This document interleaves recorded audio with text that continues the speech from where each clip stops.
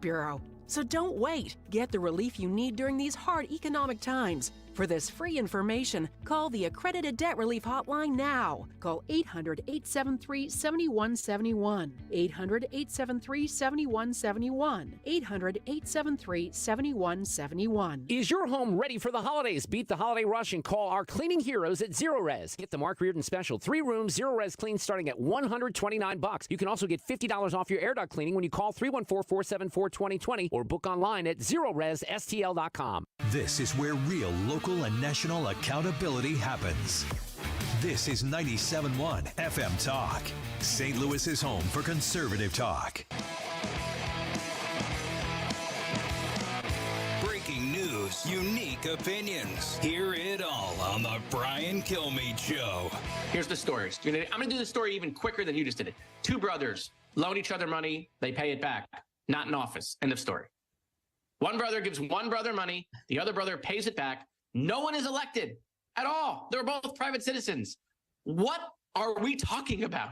Yeah. Okay. Oh, well, it could be this. It could be that. We think it's this. We think that. No evidence. We're back to the same thing. Listen, James, this is your friend Jared talking to you. Don't make me continue to embarrass you in committee. I mean, I'll bring the board again. I'll start drawing things. Okay. Don't make me do it. Like I actually feel bad when I make you look like a fool. So that is Josh Moskowitz, a Democrat. Josh, right? Or Jared? Jared Moskowitz. And he says that it's no big deal that James Biden gave $200,000 to Joe Biden to pay off his beach house. Where did he get the money from? That's the key. Bank records show they got the money from China. Does that bother you at all that we don't know where money is coming from other countries when you don't... It's pre-show time. Guys, I know you have missed the pre-shows. So we're doing a pre-show, and we're bringing Leah on for her first pre-show. Leah, how do you feel about doing your first pre-show? I guess we'll see. I don't know what to expect. So the pre-show, we just basically want to hit the hole. So we want to talk about the guests and what's coming up on the show. So the first thing is, at 12:25, we have Hans von Spakovsky, the senior legal fellow at Heritage Foundation. He's going to come in and talk to us about some legal questions that Annie has. Hey, look at that. We got a fan. They're excited. Give them encouragement. Yes. There's 17 of you. And then who's our next guest, Leah? Tyrus. Tyrus. We always love having Tyrus on. Big man, enough said. He'll be on to talk about whatever Annie decides. I don't know. All of your promos are like, they're going to talk about what Annie wants to talk about. Yeah, 15 minutes before. Anyway, and then at 1:25, we've got a first-time guest on the show. A big name, Victor Davis Hanson. He's a senior fellow at the Hoover Institution. He's also a distinguished fellow in history at Hillsdale College. And what we're going to talk about with him is we're going to talk a little bit about the Biden's Middle East strategy and how that led to where we are. And then Annie took notes. I have a whole page of notes because everybody who we have on the show as guests, they're all smarter than me. But I think he is like smarter than all of the other smarter people that are smarter than me. So I have a lot of scribble. A lot of notes. We're also going to talk to him about how we got to where we are on college campuses and who created the quote-unquote monsters on college campuses as far as the Hamas-supporting groups that are showing themselves to be very anti-Semitic. So we're really excited about that interview. Wiggins America is going to do his thing. He's going to talk about whatever Annie wants to talk about. Yeah. Wiggin has a special surprise today for Wiggins America. And then if you haven't seen it yet, the YouTube live chat poll.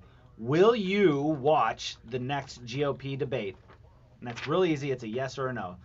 We don't just want you to say yes or no. We want you to say yes or no and vote on the poll. But then tell us why in the comments, and then maybe your comments will get read on the air. And that's the pre-show. Okay. That's what we have going for you. Why don't you interview Leah on how she's liking her job so far? I can do that. How much time do we have? You're the producer. Leah, what is your favorite thing about working on the Annie Frey Show? Getting to work with you guys, like getting to just interact with you guys. No, I'm dead serious. Like, I love it. I, looked up to you guys before coming here, so the fact that I get to do this job, is just super cool. I get that 100%. I can 100% relate to that because that's one of the coolest things for me is the people that you work with. So, let me ask you this then. Why do you keep looking at the paper? Because I'm pretending like the questions are on here. What is the worst thing about working on the Annie Frey Show? Oh, Jamie leave? No, it has nothing to do with her. I don't know if I have a worst yet, thank God. Yeah. My worst thing is like whenever guests aren't able to join us and it kind of is a last minute thing. That's the worst. Yeah. But, what can you do with that?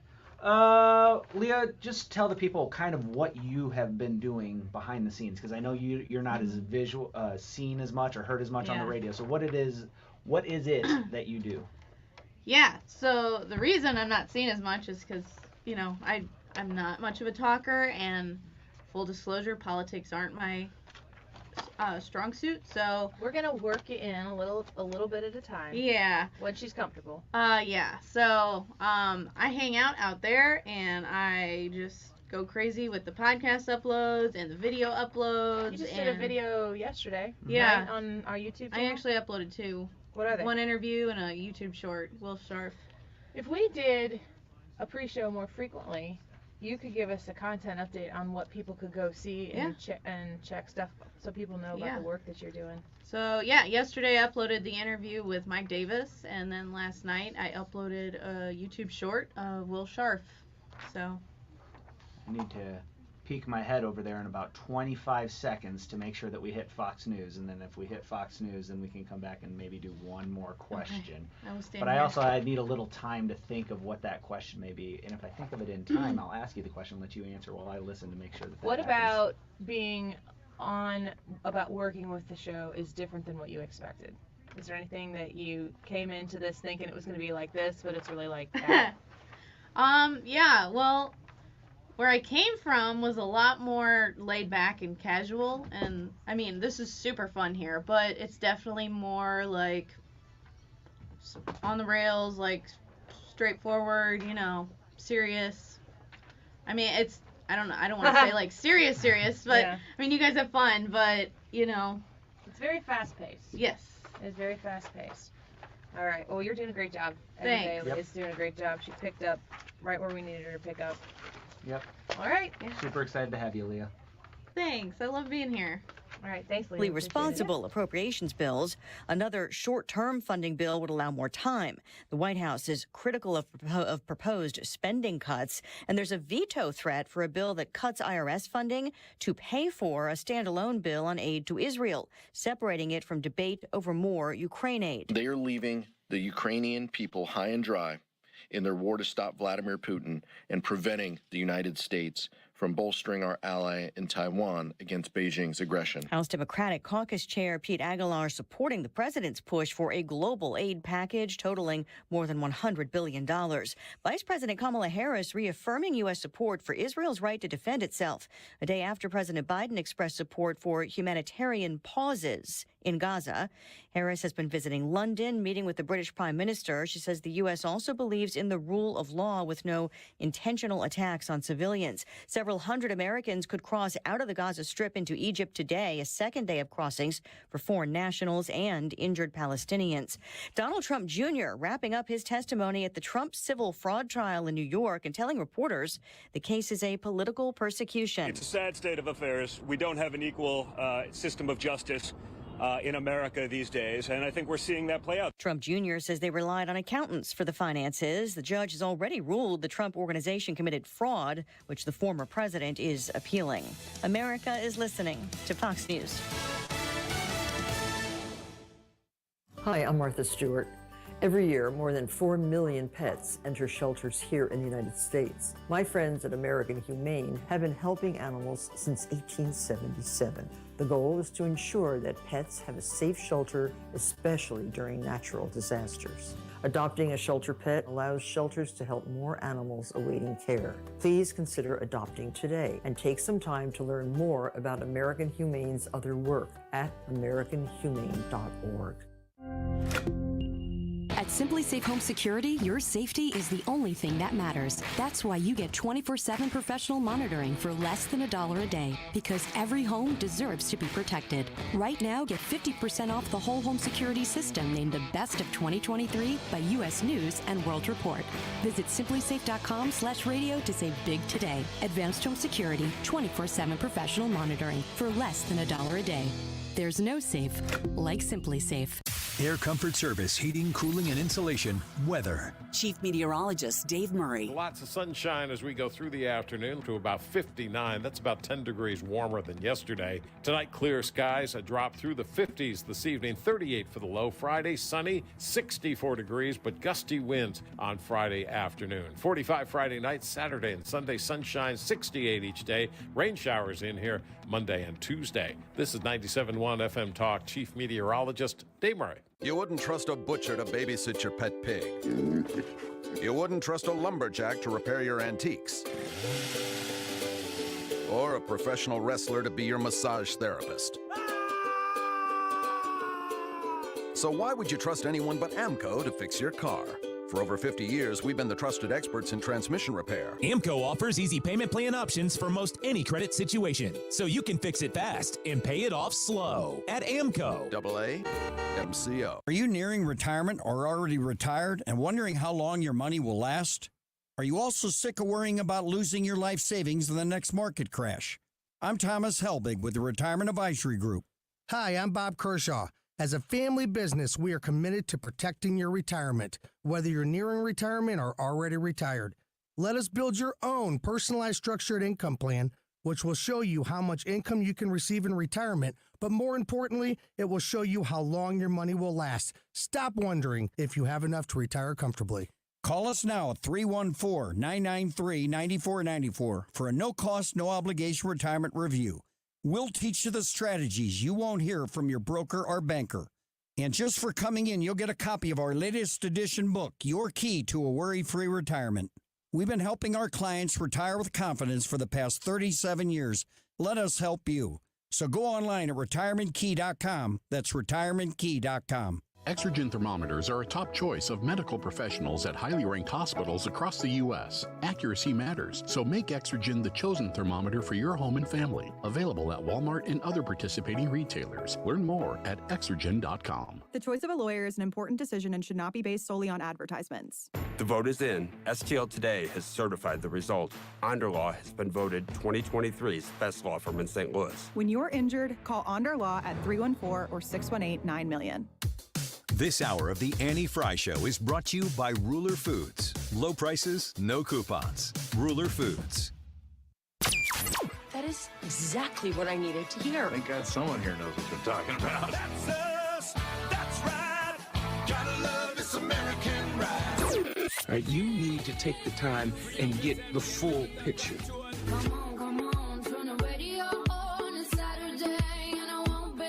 Don't get me wrong, I love the ladies. I mean, they rev my engine, but they don't belong in the newsroom. It is Anchor Man, not Anchor Lady. What do you want from me? I'm not America's sweetheart. Goodness sake, kid. Keep your voice down. Your father's listening to the radio. I'm not America's sweetheart. This is the Annie Frey Show. As a result of the Hamas terrorist attack in Israel and the humanitarian crisis in Gaza, we have seen an uptick in anti-Palestinian, anti-Arab, anti-Semitic, and Islamophobic incidents across America, including the brutal attack of a Palestinian-American woman who was Muslim and the killing of her 6-year-old son. A senseless act of violence that the Department of Justice is investigating as a hate crime. For so many people in our nation, the past few days and weeks have brought about all too familiar fears. Fears that they will be targeted, profiled, or attacked simply because of who they are, how they worship, or how they look. And so today, I am proud to announce the Biden-Harris administration will develop our nation's first national strategy to counter Islamophobia. Kamala Harris, the Vice President of the United States, is proud to announce this. Islamophobia, a key focus for this administration. I don't know what you've experienced. I don't know if you yourself might be Jewish. You yourself might be a practicing Muslim. You might be Middle Eastern. You might be a non-Orthodox Jew. I don't know who you are or what you are, but I bet that the people in your life right now who are feeling the actual fear that their existence, their race, who they are, is a danger to themselves. It's not on the side of who Kamala Harris, the vice president there, is talking about. And it is so predictable that this vice president would come out and say something like this, that this administration would take this moment to take the biggest whiff at a ball and miss the mark in such an enormous way.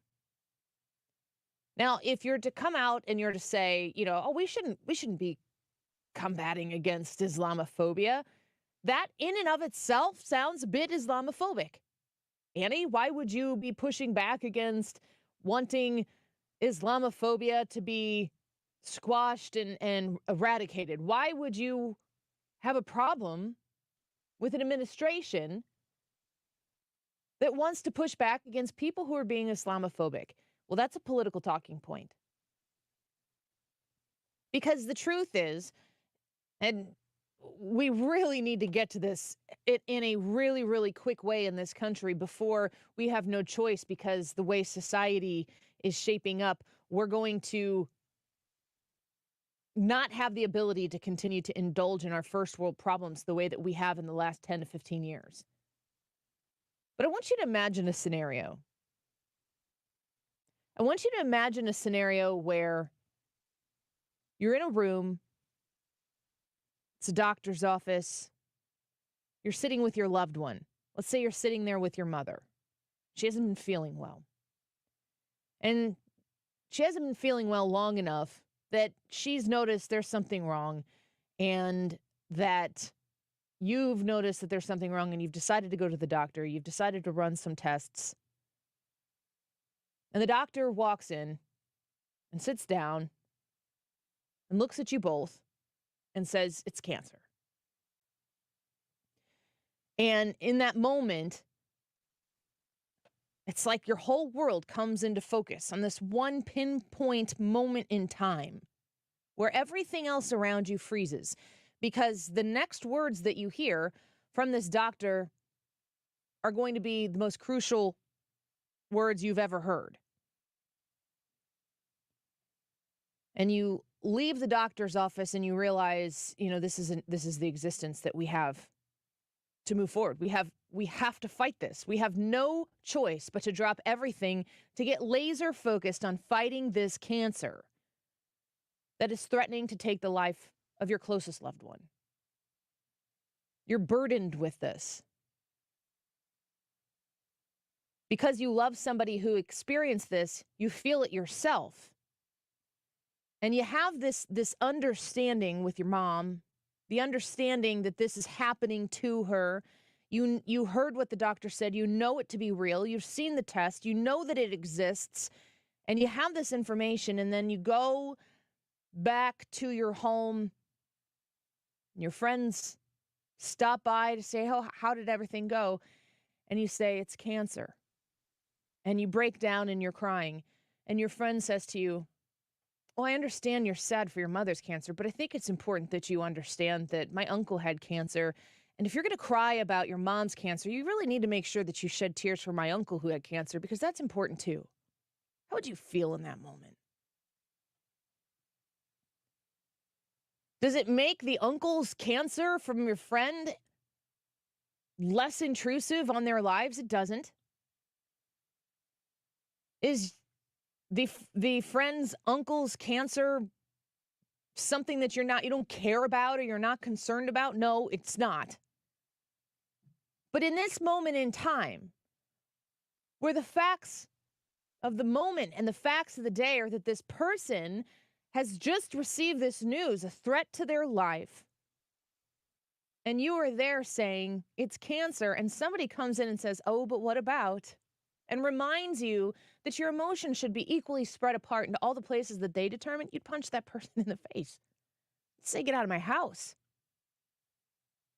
Because there's no compassion in the so-called friend who would come into that moment and make that statement to you while you're holding your mother's hand and consoling her. There's no compassion.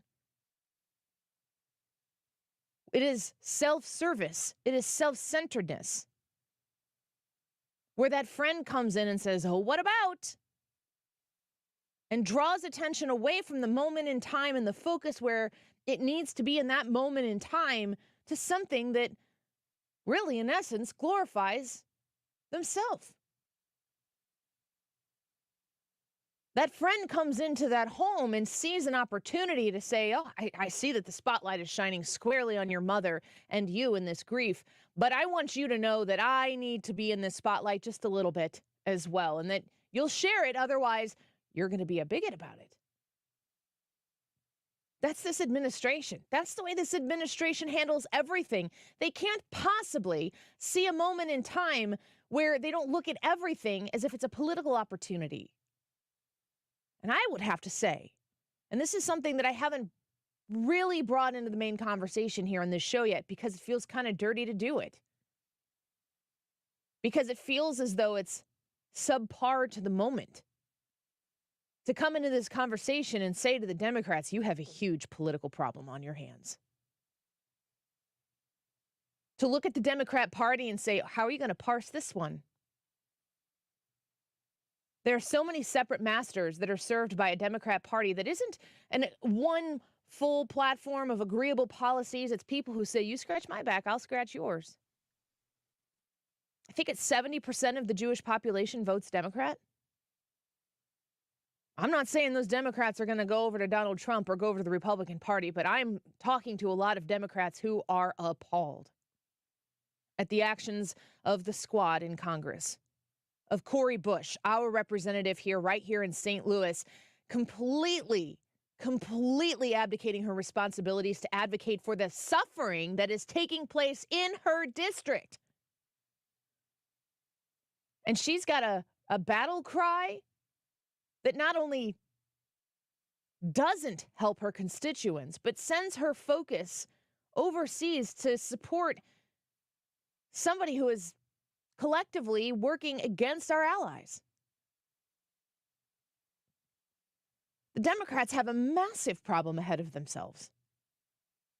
Universities have a massive problem ahead of themselves. While the Jewish population may be smaller in this country than some of the other minority populations in this country, they will feel the effects of this politically, potentially for generations. If there's still time to fix it, they better get to it right now. Watching the world react to what has taken place in Israel, Hamas goes in and starts a fight and then runs and cowers behind hostages, American hostages, Israeli hostages, children, women, cowering behind them and saying, don't kill civilians. Says who, Hamas? This is your MO. And when we watch as the rest of the world tiptoes around and walks on eggshells because you don't want to say anything that's going to hurt anybody's feelings, folks, we got to remember that we can't prioritize the sensitive feelings of other folks at the cost of objective truth and reality. Understanding that a from the river to the sea is an eradication of the Jewish people in Israel is different than a land war. And the people constantly putting civilians in harm's way are terrorists that know exactly what they're doing when they go into Israel and they rip Israeli people limb to limb, rape them, kill them, take others hostage, and go hide underneath hospital buildings in tunnels that they've dug behind hostages. And then they sit there and wait for the world to say, take a pause, take a ceasefire, participate in a ceasefire here because civilians are at stake. You're damn right they are, and it's because of Hamas, period. What if the world put pressure on Hamas and anybody who funded them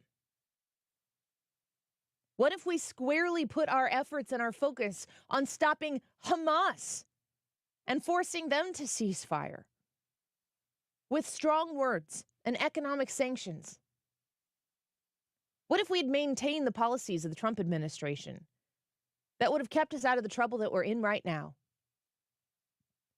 There's a lot of what ifs that we can't relitigate, we can't re-legislate. We are where we are right now, but we have never needed strong America First leadership more than we've needed it today.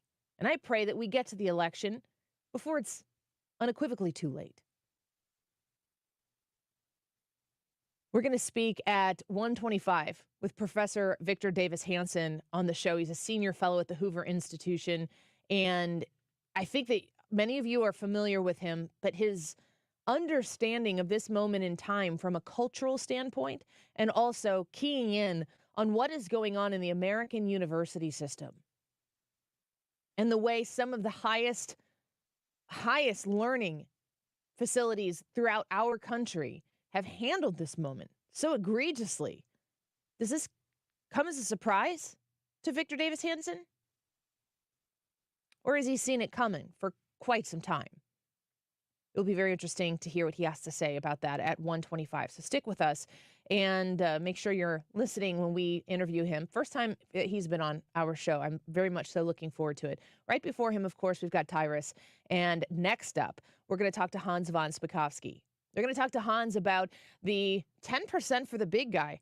Man, what would you say if I told you we found a check that was given directly to Joe Biden that was 10% of a deal that Hunter Biden was able to pull off with China? What would you say? Find out what Hans von Spakovsky has to say when we come back.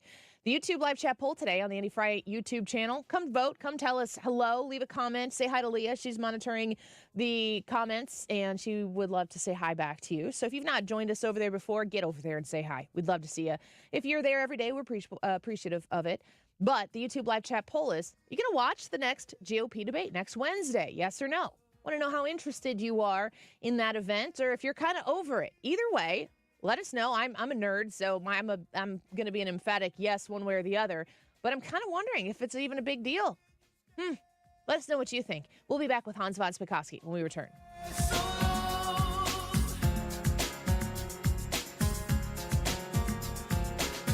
You're listening to The Annie Frey Show on St. Louis's home for conservative talk. Find the podcast, on-demand audio, and more at 971talk.com/Annie.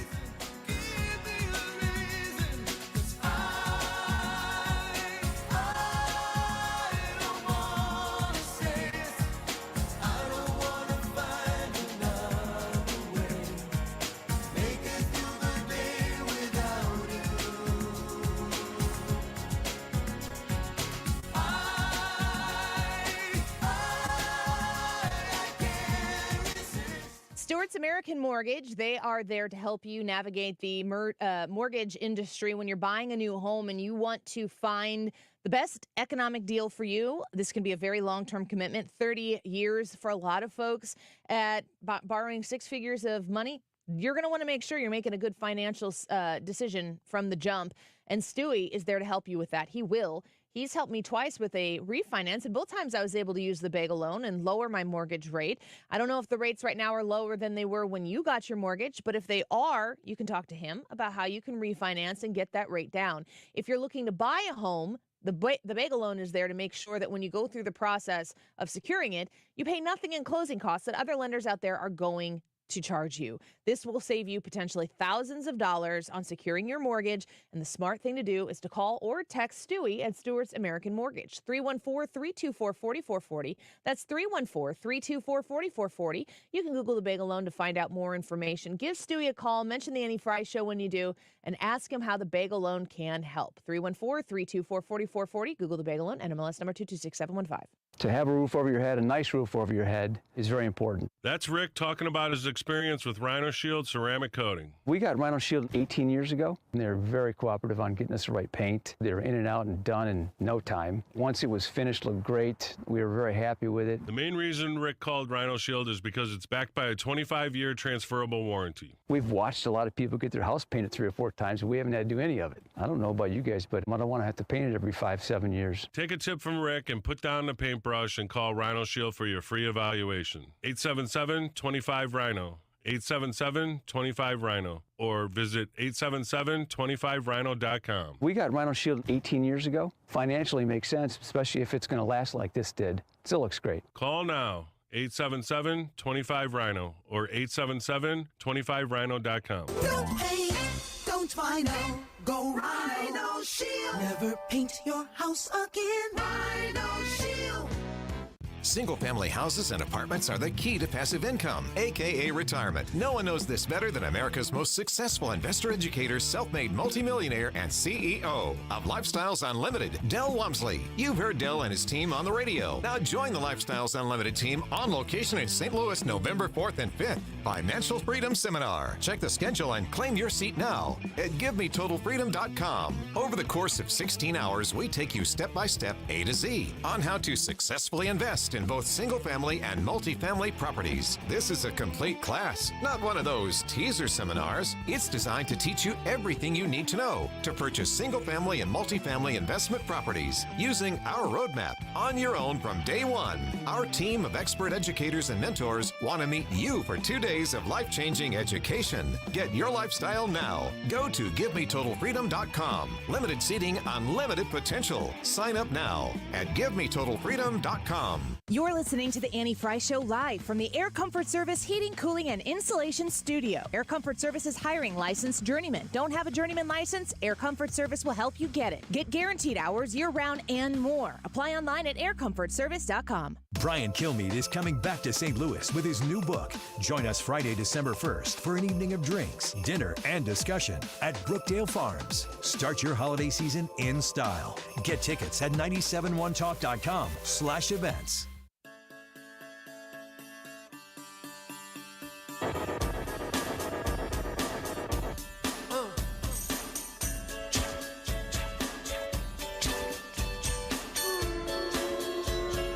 This is the Annie Frey Show.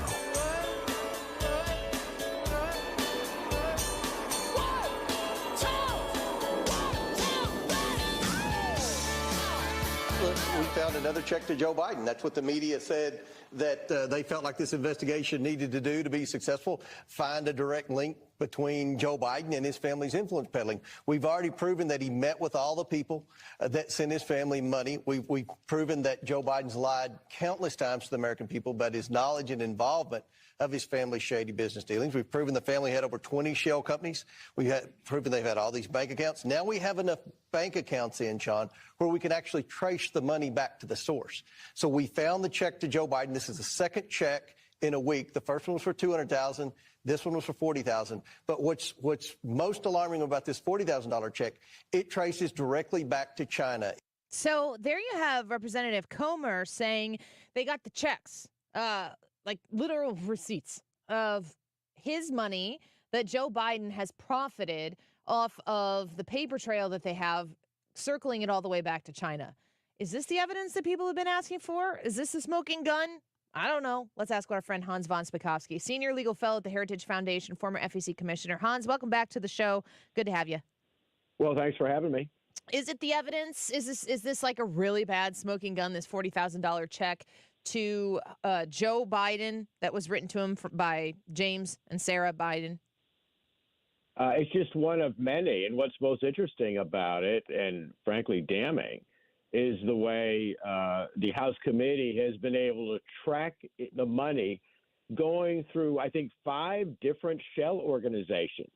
They did everything they could to launder the money, just like a mobster does. And, you know, the Biden spokesman, they're claiming, oh, this was just repayment of a loan. Really? Because as far as I understand it, in all of the financial disclosure forms that Joe Biden had to fill out, there was no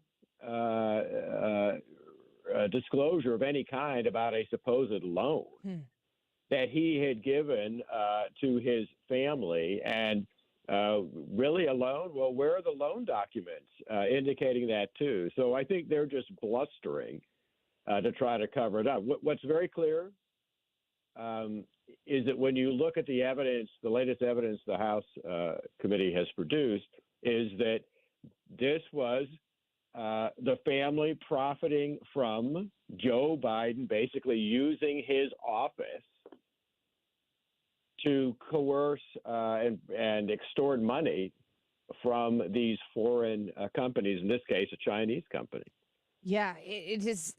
It looks really bad, and I think to myself, good grief, is this illegal? Because we were talking yesterday. If you covered up all the names involved in this whole scenario, and you said, now there's a family that is in Washington, D.C., and they're making deals and they're making money, and you gave like the 10 most prolific Republican families in D.C. and the 10 most prolific Democrat families in D.C., and then you just went into middle America and said, who do you think did it? I think most voters think that corruption exists in Washington, D.C. And a story like this, although it's an exponentially big story because he's the president of the United States, I think that there is a suspicion that a lot of this type of pay-for-play corruption stuff kind of exists in our government. But now we're starting to get the receipts, and we're also starting to understand how the operation itself worked. Right. And look, this was the Biden family had clearly set up an influence selling operation. If you read the indictment for Senator Menendez out of New Jersey, it doesn't sound that much different. You know, he's being charged and prosecuted by the U.S. Justice Department with basically selling his influence as a U.S. senator to the Egyptian government and these other businessmen who are defendants in the case. And the whole thing was about him using his position as a senator to help them. And you know, what did Joe Biden have to sell other than using his position as vice president to help these business associates of his son? Right.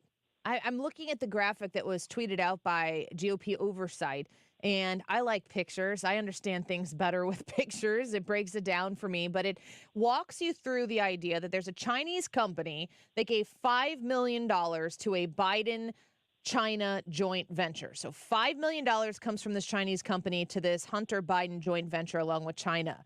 Then from that joint venture, $400,000, which is an important number, $400,000 goes to a Hunter Biden entity. And then it goes from $150,000 comes from the Hunter Biden entity to James and Sarah Biden's entity. They take $50,000 out and then write a $40,000 check to Joe Biden. That $5 million came from that Chinese company on August 8th of 2017. Less than a month later, $40,000 was written in a check from Sarah Biden to Joe Biden. The $40,000 that goes to Joe Biden happens to be 10% that comes out of that joint venture to the Hunter Biden entity, which makes me think this is the 10% for the big guy. Well, right. I mean, that's exactly what it is. And remember, this was apparently after a phone call, which they also know about, in which Hunter Biden is calling these people in China and say, listen, I'm sitting here with my father, and where's that $5 million you owe me?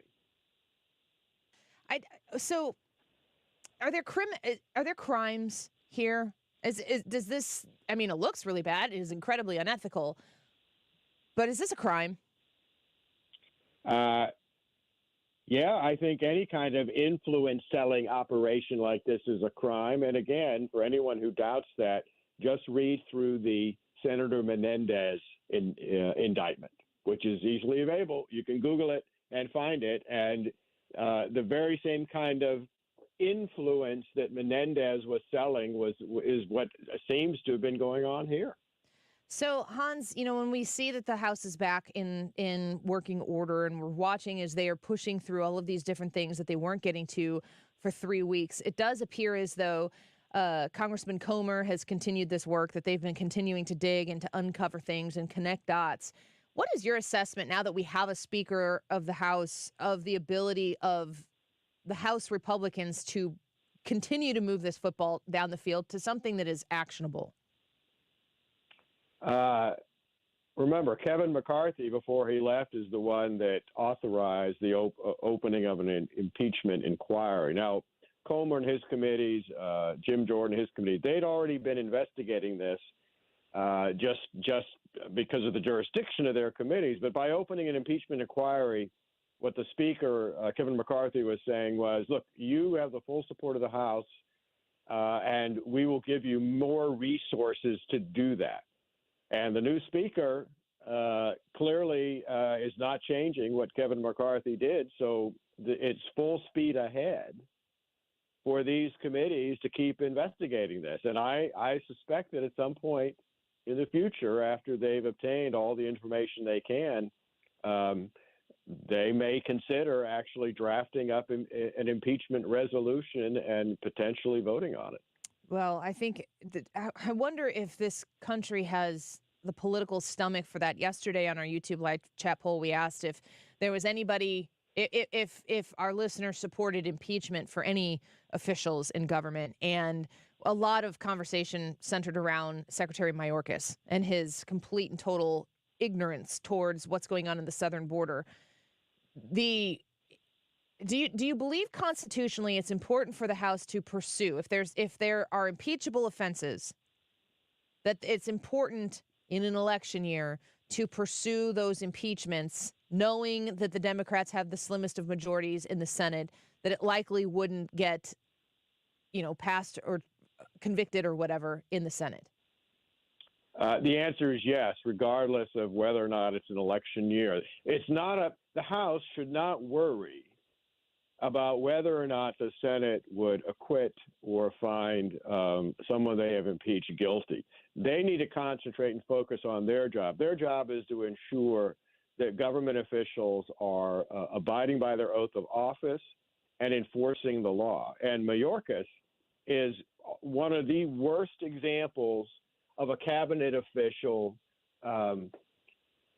violating his oath of office, and instead of securing the border, basically ignoring the law, violating our immigration laws, and doing everything he can to bring and allow as many illegal aliens to get into the country as possible. I mean, I and several other folks at Heritage, we actually have published a Heritage paper, going through all the things that Mayorkas has done wrong and why he fits the standard for impeachment under the Constitution. He definitely should be removed. Because, look, what he's doing, it's not just that he's not doing his duties as he should as an executive official, but what he is doing is dangerous.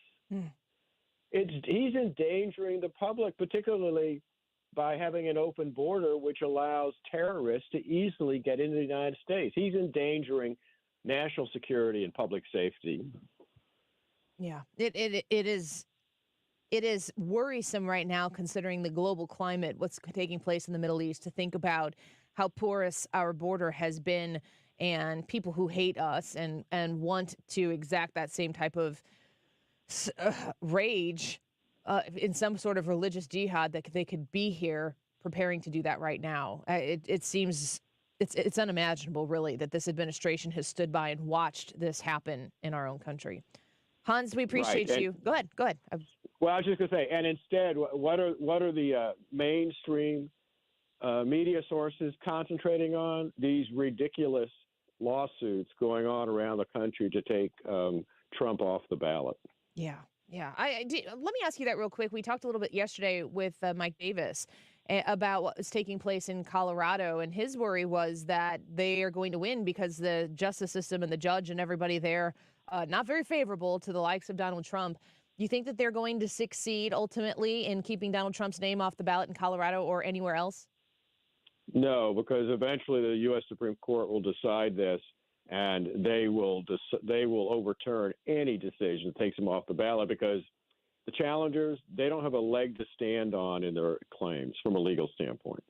All right. We appreciate you, Hans. Thanks for being here with us. I hope you have a great weekend. Thanks a lot. You too. Bye-bye. Bye-bye. Senior Legal Fellow for the Heritage Foundation and former FEC Commissioner and a DOJ lawyer. Check him out. He's an author. He's got some books out there as well. Let's take a quick break. Ryan Wiggins in studio. When we return, I think he's doing yesterday's Wiggins America Part 2. Is that correct? All right. Hope we get through it today, because otherwise I know what you'll be talking about tomorrow on the Annie Frey Show in Wiggins America. The life and times of Gen Z and millennials. A lot of you listening aren't Gen Z or millennials, so you need to weigh in on this as well and represent your generation. Wiggins America in studio when we come back. The Annie Frey Show is streaming online. Watch us live on YouTube and subscribe.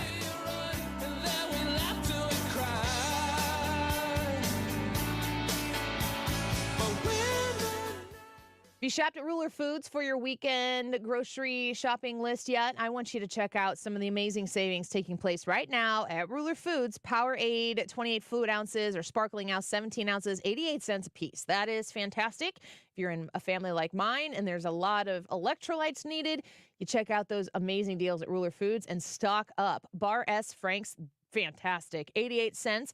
Kroger pasta 16 ounces or Hunt's pasta sauce 24 ounces, 10 for 10. What a great way to stock up on a staple to put in your pantry, so when it gets cold outside, you don't need to venture out. You got something to make right there, easily accessible and way affordable. They also have General Mills big bag cereals. It's 32 ounces to 35 ounces, $5.99. And a great way to save on beef and meat as well. Kroger 73% lean ground beef sold in 3-pound rolls, $3.66 a pound. If you're looking to save on your grocery bill, shop where we shop. Shop at Ruler Foods. Find one near you. Give it the opportunity. Just walk in without the expectation of needing to buy anything, just to check it out. They got the name brands you want plus Kroger brands at Ruler Foods prices. Go to rulerfoods.com. How would you like to come home to a bartender who will fix you any cocktail you want? I'll have an old-fashioned. I'll have a margarita. Now you can with the Bartesian Home Cocktail Maker. Bartesian is a sleek machine the size of a coffee maker that makes premium cocktails at the touch of a button. Choose from over 50 different cocktails, from classics to the most exotic premium cocktails served in the best bars today. You'll always get freshly mixed, perfectly balanced cocktails with the Bartesian Cocktail Maker. And now, get Bartesian's best Black Friday deal ever at bartesian.com/sips. Entertaining? The Bartesian is ideal for parties. No need to stock all kinds of individual mixers for complicated recipes. Every guest gets the cocktail of their choice in seconds. The Bartesian makes a wonderful gift for anyone who loves a fine premium cocktail. Now get Bartesian's best Black Friday deal ever. It's available right now only at bartesian.com/sips. That's BARTESIAN.com/sips for Bartesian's best deal ever. Only at bartesian.com/sips. Join us at Odyssey as we all do our one thing. Together, millions of things for our planet. Planning a road trip this fall? Maximize your fuel economy by inflating tires to proper pressure and packing light. When we each share our one thing, it becomes a million things for our planet. What's your one thing? I'm Dr. Nick Barnes at Health From Within Family Chiropractic in Rock Hill. At Health From Within, our mission is to transform the way you manage your health by bringing you the truth about health and healing. We use proven techniques to remove interference in the nervous system and maximize health naturally, without drugs or surgery. Connect with me at healthfromwithinstl.com and join me for Maximize Living on this station every Sunday at 8 a.m. or download the Maximize Living podcast, healthfromwithinstl.com. Today's YouTube live chat poll is, will you watch the next GOP debate? Yes or no. This will be the third debate. We want to know whether or not you are going to be interested in finding out who wins that debate or what happens at that debate at all. It is 12:41. This time check is sponsored by Jerry Kelly Heating and Air Conditioning. It's time for a $98 furnace tune-up. Connect with the personalities and give your feedback. 97.1 FM Talk is on Facebook, Twitter, and Instagram. For content that's additional to the radio, join us there.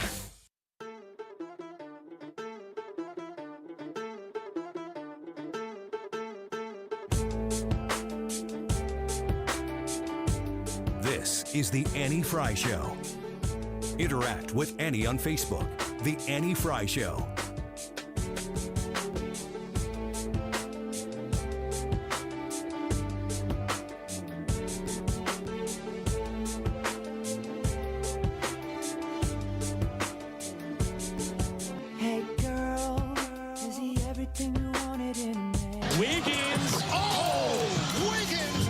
look like a type of guy to be saying, "Hey, girl." Yeah, at the coffee shop. What's up? Am I serving you at the coffee shop, or am I Can coming you up even to you? say "Hey, girl" anymore? I mean, it's kind of presumptive. This guy can't. This guy cannot say that. I can say that, but the character that I'm dressed up as cannot say that. Just so you know where this came from. Yesterday we did, during Wiggins America, like millennial and Gen Z. On the camera, things. you just look like you're in your pajamas. I do, don't I? Yeah, I do. You just look like you decided not to get dressed for work today. Yeah, it does. It really does. Are you? Yeah, I've got my skinny jeans on, which aren't really showing up in the camera. You quiet quitting, Ryan? It kind of looks that way. That makes sense. Yeah, it looks like I'm just kind of rolled out of bed. So yesterday we did millennial and Gen Z topics that are associated with those age groups, whether or not you agree with them and whether they agree with them, actually. We're going to do a couple more of those today, but after that segment, Leah, who is Gen Z, challenged me to wear my skinny jeans today, and then she brought in all these accessories, so I felt obligated to show up. You're not wearing your clothes? No, these are not mine. Whose clothes are those? This is this cardigan thing? Yeah, that's mine, and That's the Leah's. hat is Anna's. Yeah. So they kind of pieced it together. The Starbucks cup came from the trash. Yeah. It's an accessory that I can't necessarily hold in the shot the whole time. But You it should is just hold there. it like this. It'll look really natural. There you go. Yeah. There we go. So what I have is more of these things. Best publicity we've done for scooters so far. Yes. More of these things that are associated with that age group, those age groups, and whether or not you agree with them, whether or not they agree with them. Huh?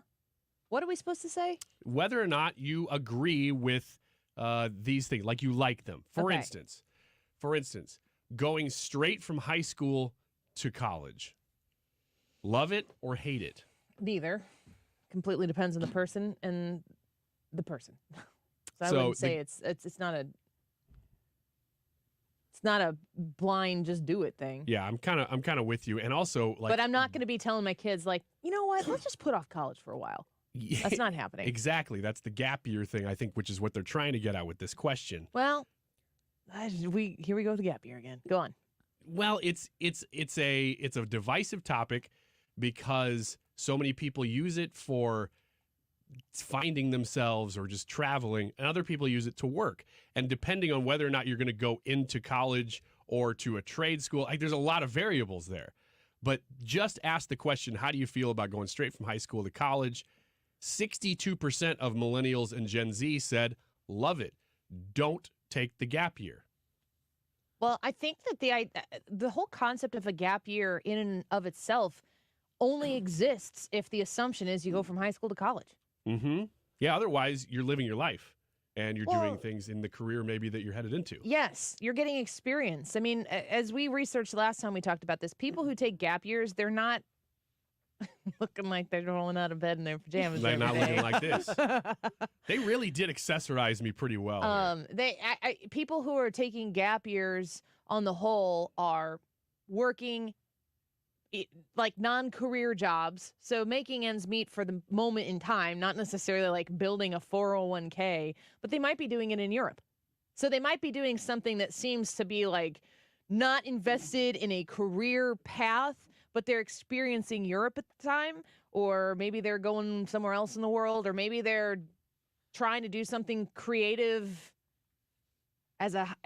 maybe they love music and they want to try to make music happen, but they're working on Target on the weekends to pay the bills, as opposed to just saying, I guess I'll go to college and get a degree. I am so for that if you don't know exactly what you want to do in college. Yeah. Determining college is a predetermined outcome. I think we're past that. How about this one? This one I was really looking forward to seeing the results for. The question was presented, how do you feel about cancel culture? Love it, some people deserve to be deplatformed, or hate it, canceling problematic people doesn't actually work. That's how the question was presented. I'm assuming everybody in this room is going to be hate it, doesn't work. The majority of Gen Z and millennials agree. 67%, 2 out of 3, say they don't like cancel culture. I was very happy to see that. How about IPA beer? Anybody have? I don't drink beer. I don't drink beer This either. is a very, very Nor new thing. could I possibly, actually, this is something I'm passionate about, caring about what kind of drinks other people have. Who's got time for that crap? Yeah, I don't necessarily care about what other people are drinking, but when I am offered an IPA, I do not like it, and it looks like it's really pretty evenly split. There's no consensus on IPA beer, but why is that a millennial Gen Z thing? Is it just that it's more popular now than it used to be? I guess that's what it is.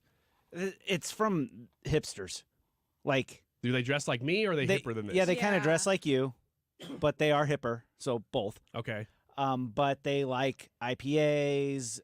Some of them rolled around like not IPAs, but like PBR and stuff like that. But it was just kind of almost like a countercultural way of doing a cultural thing. Okay. If that makes sense. Okay.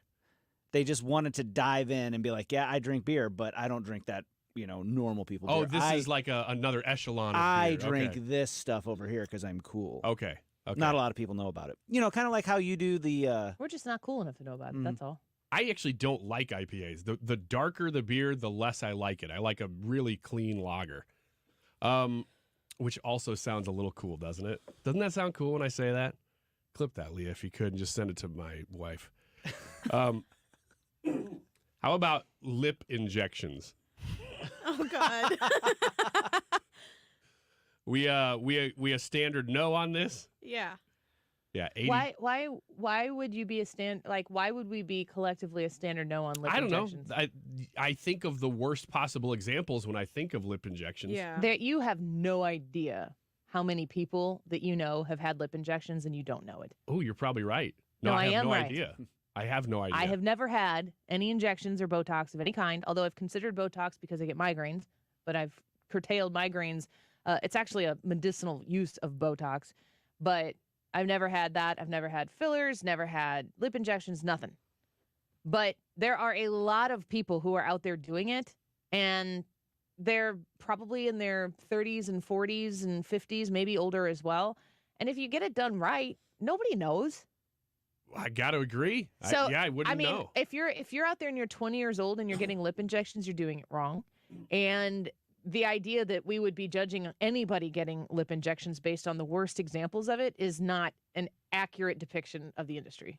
I'm going to take a wild guess and say that millennials and Gen Z are thinking about the worst and don't know about the good ones because 82% said no to it. Man buns. Man, stuff like this, one, I would never have a man bun. But two, I'm not going to say anything about a dude if he gets a man bun. If he's got his hair, if a guy do your has thing, longer man. hair and he pulls his hair back, I don't understand. Like, why are we not more libertarian about the idea of what people are doing with the beer that they drink or the way they wear their hair? Why? I think it's a fallacy that we have to collectively approve or disapprove of these things. Yeah. And I love long hair on men, so if you need to pull your hair back because you're working, heck yeah, you do that. You work and pull your hair back. I love your libertarian take on this. I hate man buns. I understand why you would. And I was asking for that. 44% of millennials and Gen Z say they like them. 56% say they hate them and they can go away. Organic food as opposed to non-organic food. Is it a priority for you? Go for it, Leah. You got a strong feeling about this? I was gonna say your character would like organic food. Only organic food. Yeah. Yeah. Yeah. No, it just has to be labeled. It's just so that other people know you're eating organic. It doesn't even have to be organic. You just need people to think you're eating organic. You see the Starbucks? It's organic. Yeah. Yeah. The consensus among Gen Z and millennials is that they don't like it. They say, I hate it. It's literally exactly the same thing. I don't think that's actually true. 40% say they do like it, though. I actually do like when it says that food is grown without pesticides and stuff like that, but I don't know that I'm willing to pay for that premium. So you just like the idea of it. I like that it's there in case I can afford it. Man, I am just not about even looking at that on the label. It's just okay. Yeah. I need some beef. Here we go. This works. Yeah. It's Totally. like I don't need it to be like free range chicken, eggs, or something like that. But again, You guys do you. If you want only organic, do organic. I don't care. This one is aimed at parents within Gen Z and millennials. How do you feel about letting babies and young children use iPads? We've restricted it to the point that our kids are excited when they get to watch TV. But I don't know. How do you feel about that, Gen Z, Leah?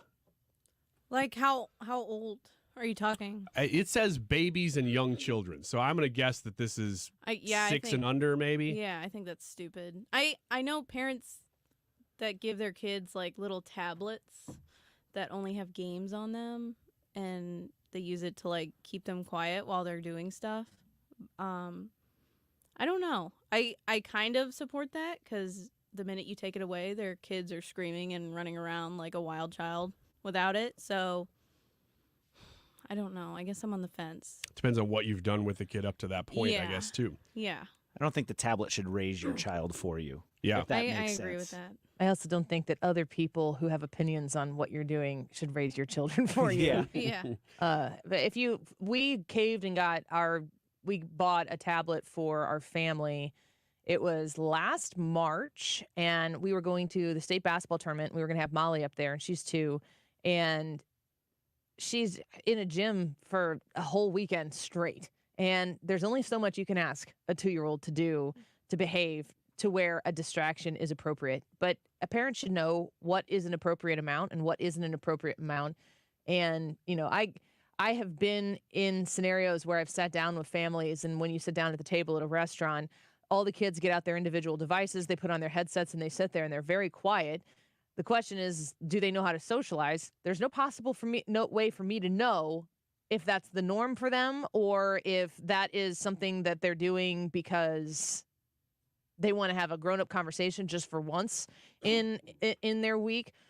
Or I know that there are other instances in public places where you might see a smaller child with some sort of technology and they have sensory issues and they have special needs where that is how the family gets to go be out and about. So again, I don't know why anybody else would be able to adequately assess another person and their child with that tablet. I think that you can be around kids, though, that are raised by electronics and see how quickly parents are like just willing to put it if you're around them frequently. That becomes a little bit different. But I mean, unless you're living with the kids all day, every day, and understanding that what is being asked of children at any particular age, if you're going to put on 30 minutes of Bluey and give yourself some peace of mind and give the kid a break from having to sit in a gym with whistles blowing and people yelling, and people like, gosh, she's always got that tablet at the basketball game.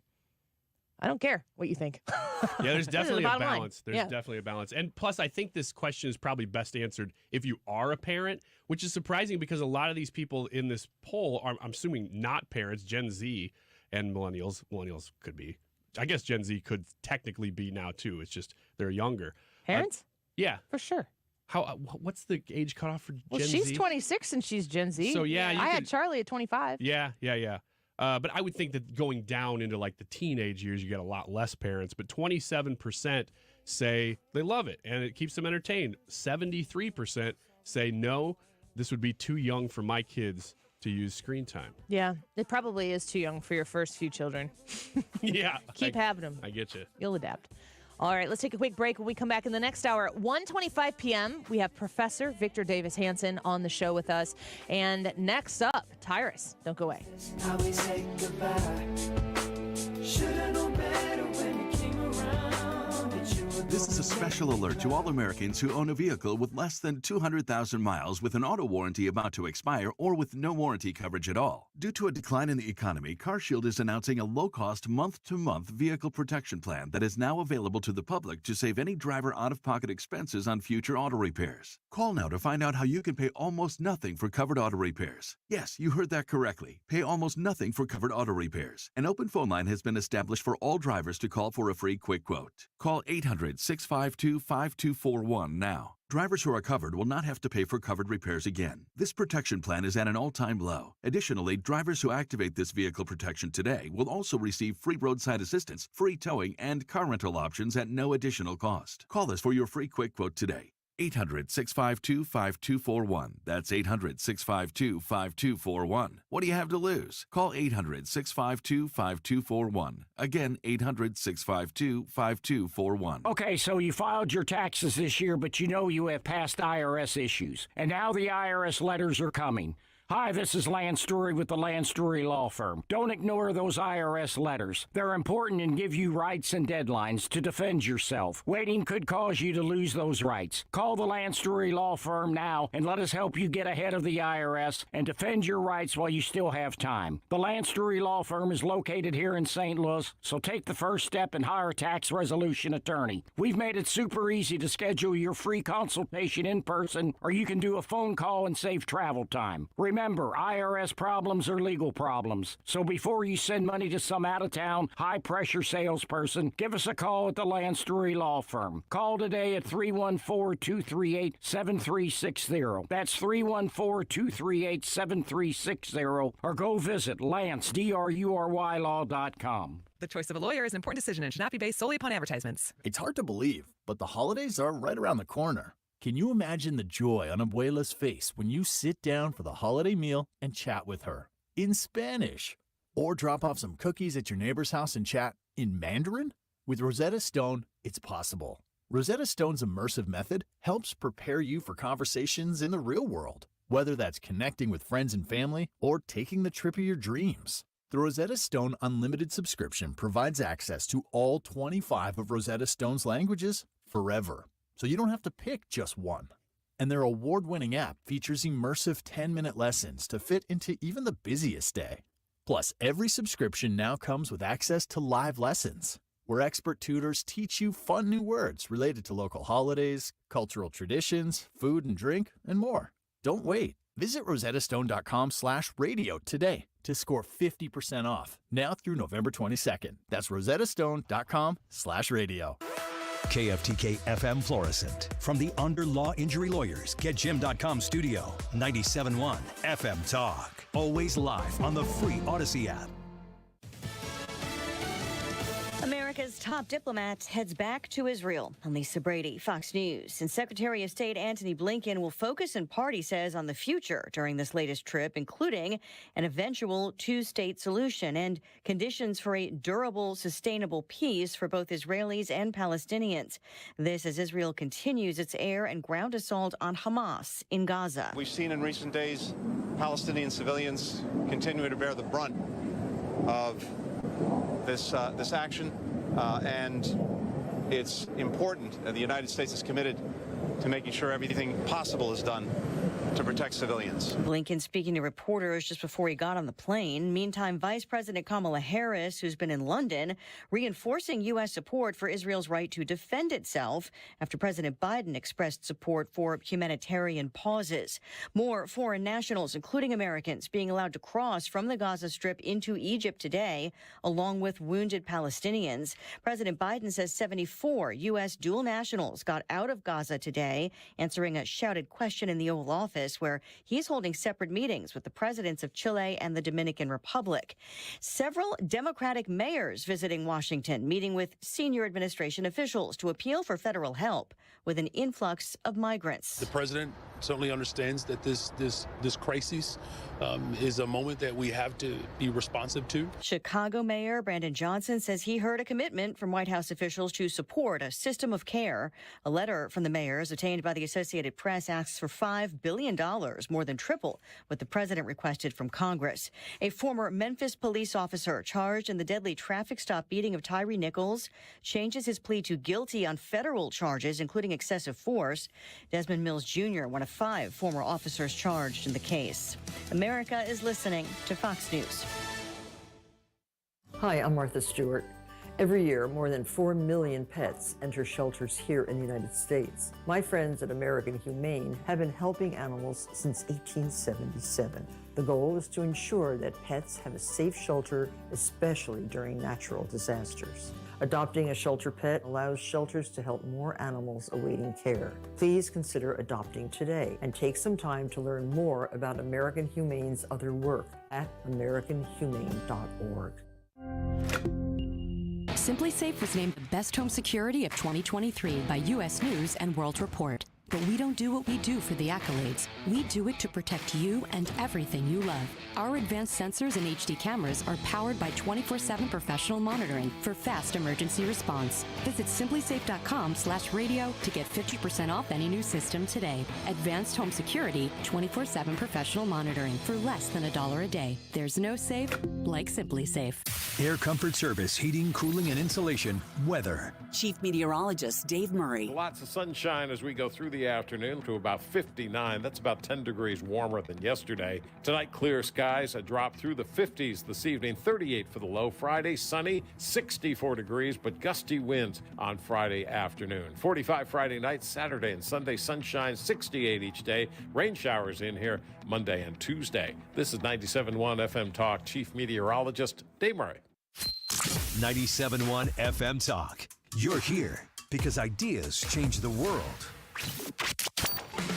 St. Louis is home for conservative talk. This is 97.1 FM Talk.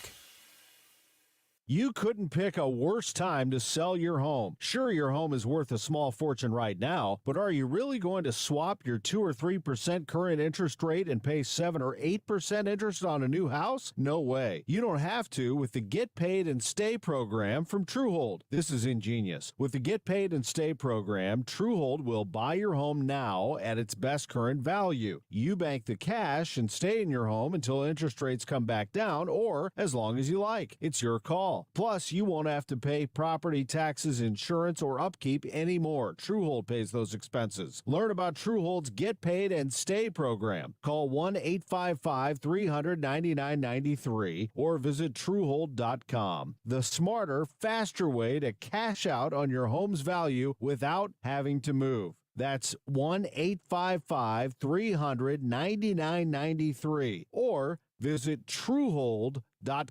I can see clearly now thanks to the doctors at Ophthalmology Associates. Doctors Greg Birdie, Ranjan Malhotra, Robert Brusati, Andy Royer, and introducing Samuel Berry. You can too. Call 314-966-5000 or check out youridoc.com. That's youridoc.com. Siding Express can totally transform the look of your home by installing Hardy Shake, board and batten, or a stone accent to make it your dream home. Siding Express is an elite preferred James Hardy contractor. Go to sidingexpress.com to schedule a free no-obligation consultation today. This is a special alert to all Americans who own a vehicle with less than 200,000 miles with an auto warranty about to expire or with no warranty coverage at all. Due to a decline in the economy, CarShield is announcing a low-cost month-to-month vehicle protection plan that is now available to the public to save any driver out-of-pocket expenses on future auto repairs. Call now to find out how you can pay almost nothing for covered auto repairs. Yes, you heard that correctly. Pay almost nothing for covered auto repairs. An open phone line has been established for all drivers to call for a free quick quote. Call 800-652-5241 now. Drivers who are covered will not have to pay for covered repairs again. This protection plan is at an all-time low. Additionally, drivers who activate this vehicle protection today will also receive free roadside assistance, free towing, and car rental options at no additional cost. Call us for your free quick quote today. 800-652-5241. That's 800-652-5241. What do you have to lose? Call 800-652-5241. 800-652-5241. This hour of the Annie Frey Show is brought to you by Ruler Foods. Low prices, no coupons. Ruler Foods. That is exactly what I needed to hear. Thank God someone here knows what they're talking about. That's us. That's right. Gotta love this American ride. All right, you need to take the time and get the full picture.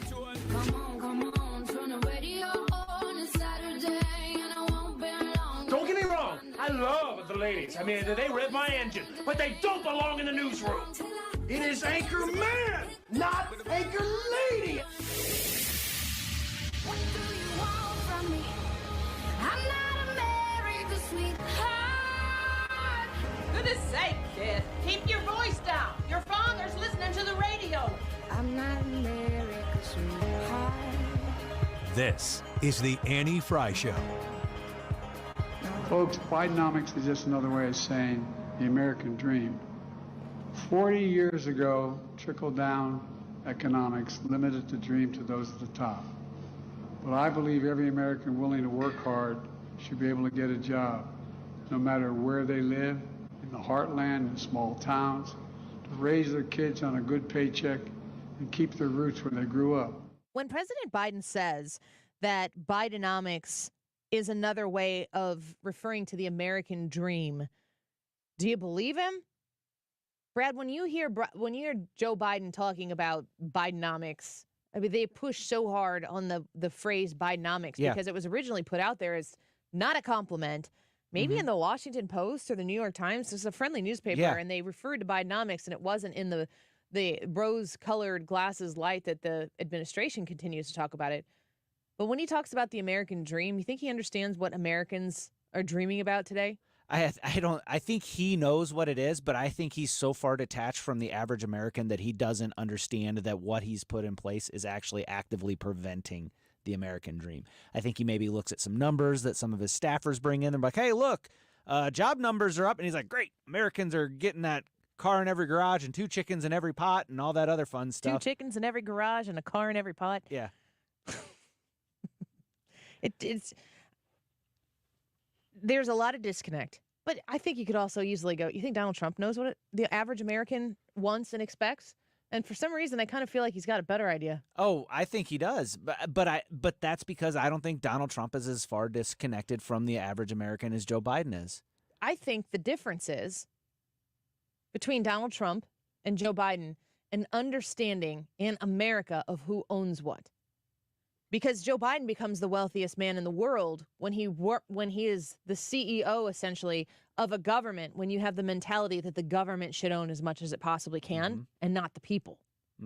That's a great, great point. And Donald Trump is the epitome of the people owning the things. Yes.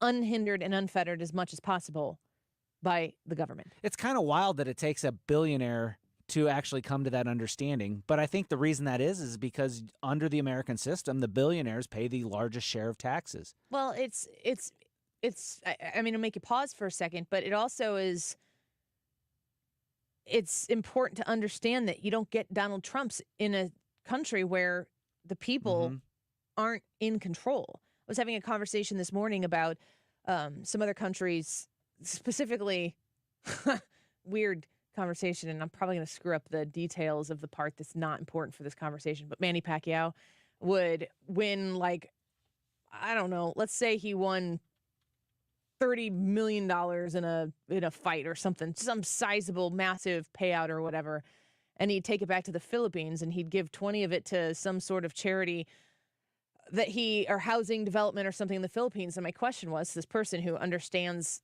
what it's like to live in those countries over there, this person I was talking to is from Thailand, and I said, if you take a couple tens of millions of dollars, American dollars, and go take it over to the Philippines, does that dollar go a lot further? He's like, it's like $300 million.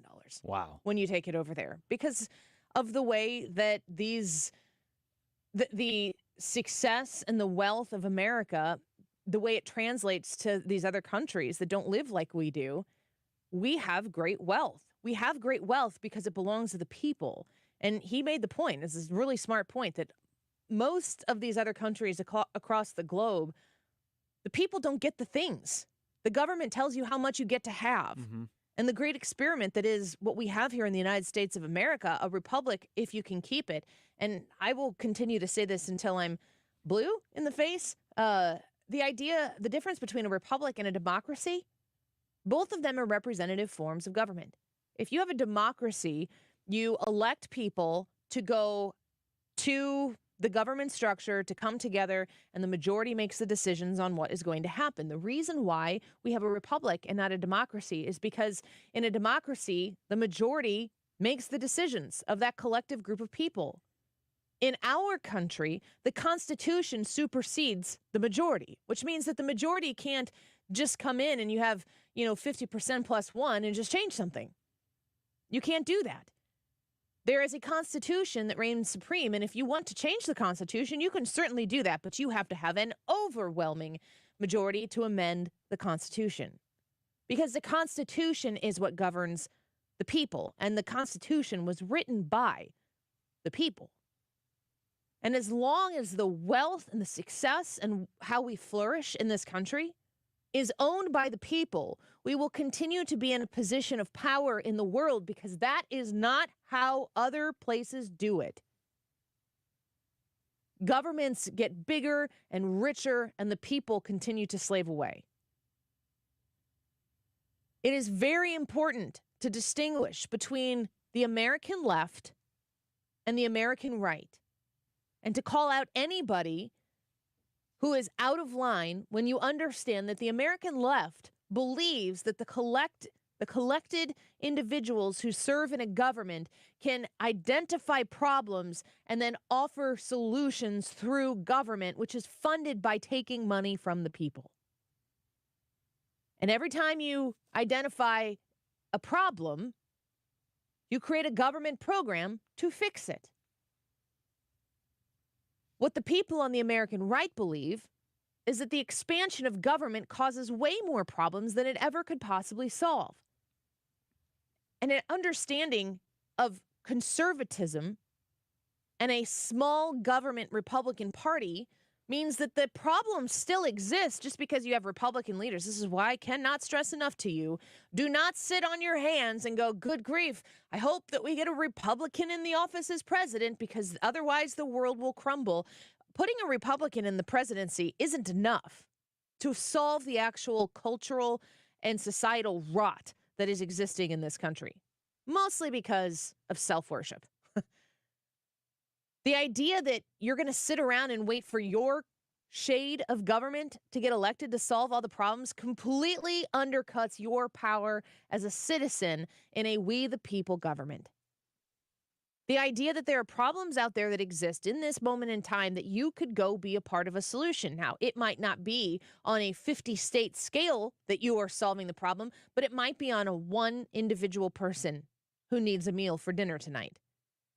It might be in one individual counseling room where you get to sit and hold the hand of a woman who doesn't know what she's going to do about the pregnancy that she just discovered.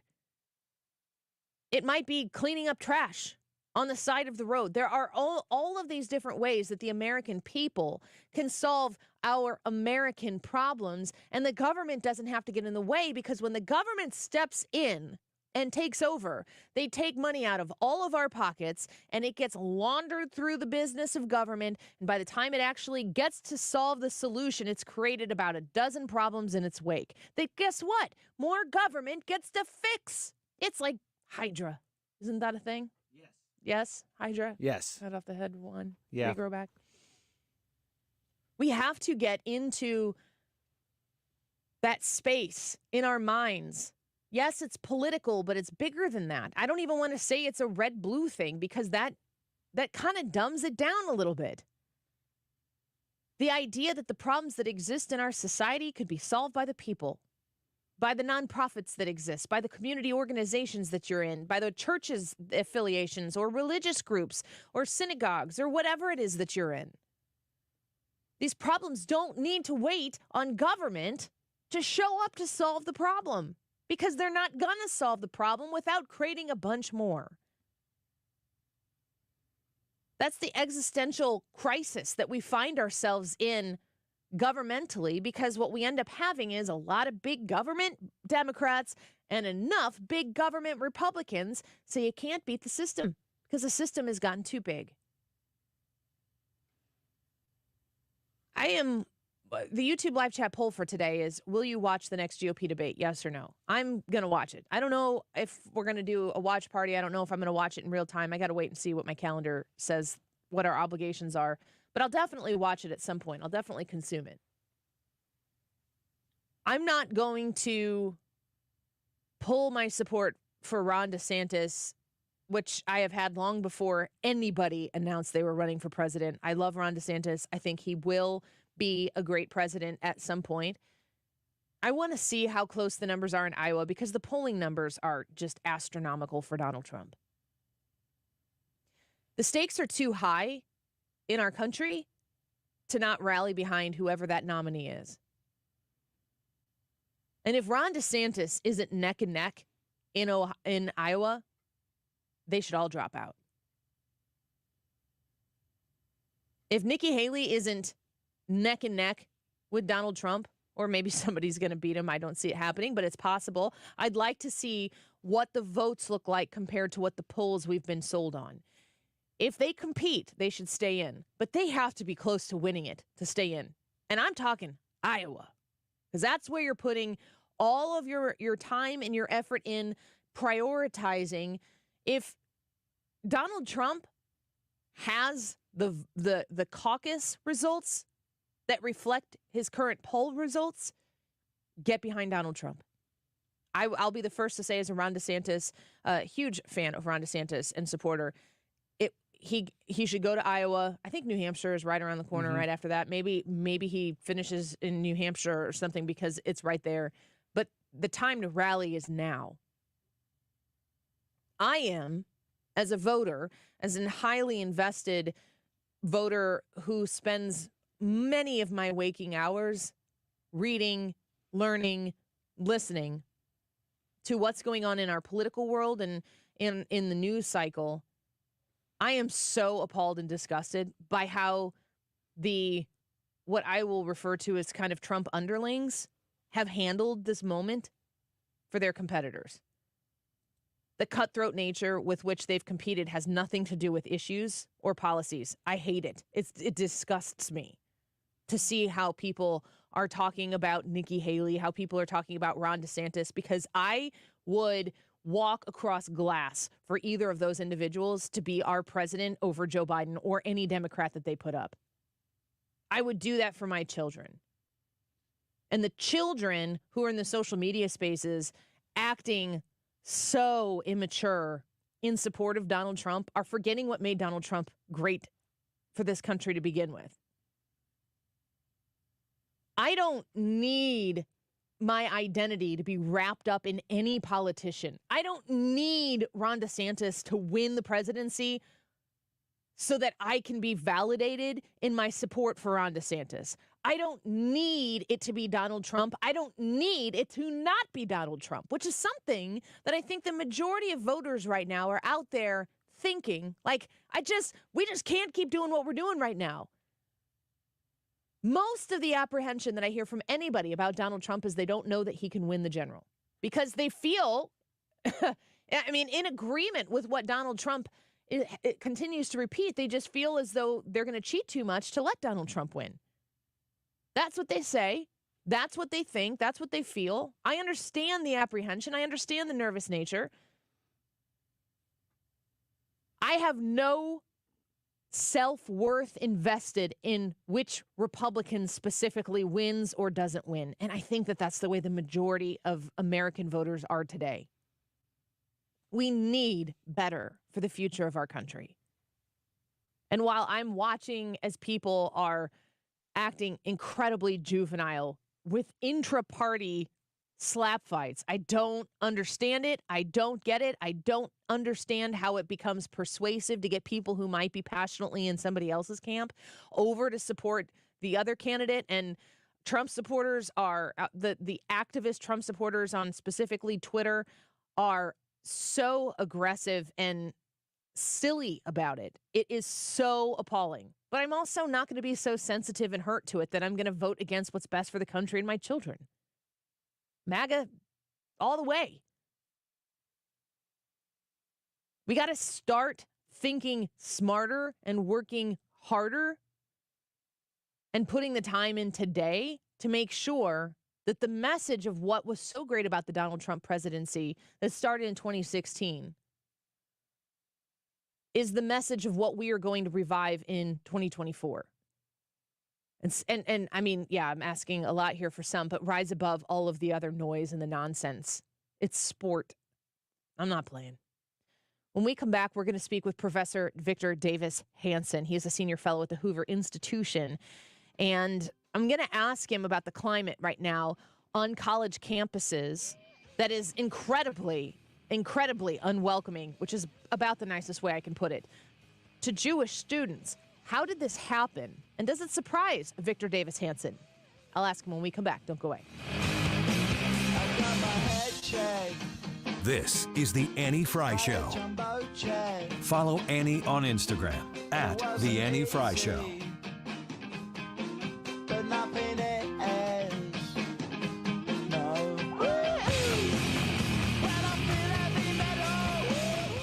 Gateway ENT is online at gatewaydoctors.com. That's gatewaydrs.com. If you are looking for an ENT to help you with some ear concerns that you have, maybe you've got a lot of congestion or nasal pressure, or maybe your throat is constantly scratchy and you just feel as though something about it is off, you need a good ENT, and they are great ENTs at Gateway ENT.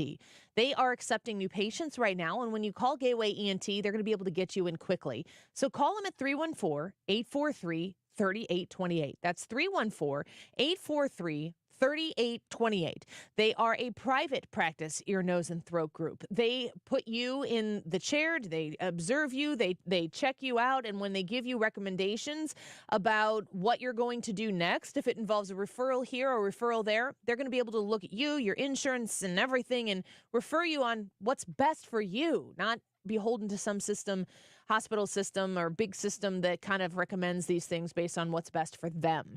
Call Gateway ENT and schedule an appointment today. 314-843-3828. Online at gatewaydrs.com. We've been here 30 years, 30 Christmases in this house, and we have the traditions that most families have. That's Terry talking about her experience with Rhino Shield ceramic coating. We did Rhino Shield 14 years ago, and the house still looks the same as the first day. Rhino Shield really worked with me to help me get just the right, nice, soft yellow, and it's 14 years later, and it's the same color. The main reason Terry called Rhino Shield is because it's backed by its 25-year transferable warranty. It just sounded wonderful that we could have the house coated with Rhino Shield and not have to worry about it again for 25 years. Take it from Terry. Give Rhino Shield a call now for a free evaluation. 877-25-RHINO. 877-25-RHINO. Or visit 877-25rhino.com. There have been neighbors that have come by and said, "Did you just have your house painted?" Because they wanted to know who the contractor was. And I said, "No, it's actually Rhino Shield." 877-25rhino.com. Hi.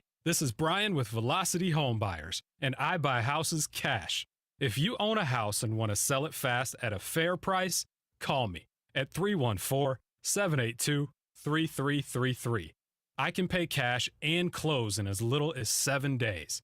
I buy houses in any condition and any price range in the St. Louis area. I'm a private real estate investor who buys several houses a month, and I want to buy more.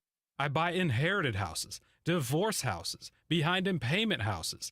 I even buy my tenant won't pay me the rent houses.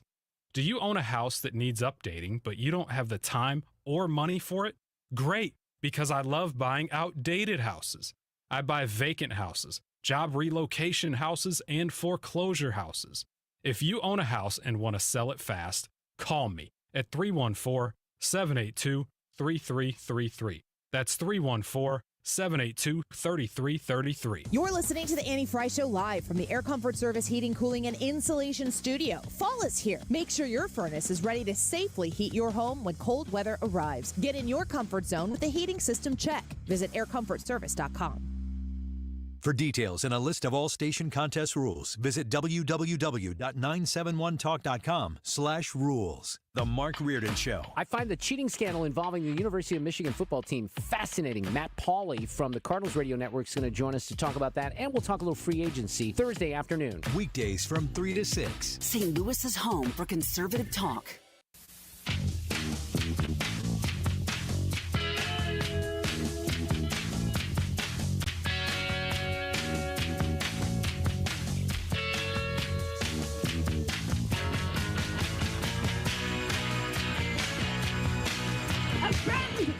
From back home recently reminded me of something which I would like to share with all of you. Do you guys remember the photo of the kids and men laughing and smiling as they sat on top of the Israeli? Remember that picture? Yes! How about the photos of the bulldozer breaking through the deadly border? Do you remember that picture? Yes! And the several other joyful and powerful images which came from the glorious October 7th? Yes! I want you to picture those in your mind. I want you all to remember how you felt when you saw those images and heard the news. I remember feeling so empowered and happy, so confident that victory was near and so tangible. Man, when you listen to this University of Pennsylvania student referring to these Hamas terrorists as freedom fighters and referring to October 7th as glorious, joyful, and powerful, University of Pennsylvania, you have to ask yourself, in America, how did we get to this point? We welcome our next guest onto the show. Professor Victor Davis Hanson joins us. He's a senior fellow at the Hoover Institution, a distinguished fellow in history at Hillsdale College, and an author. Victor, thank you so much for being here with us today. It's an honor to speak with you. Thank you for having me. You spend your time with college students on college campuses and observing the culture. And I want to know, as somebody who I graduated college in 2006, I had a lot of left-leaning professors, but nothing to this instance, and that was as we were moving into the Iraq War. Should we be surprised from the outside looking in that this is the kind of behavior taking place on college campuses today? No. I mean, if it didn't happen, you'd have to invent it given what's been going on.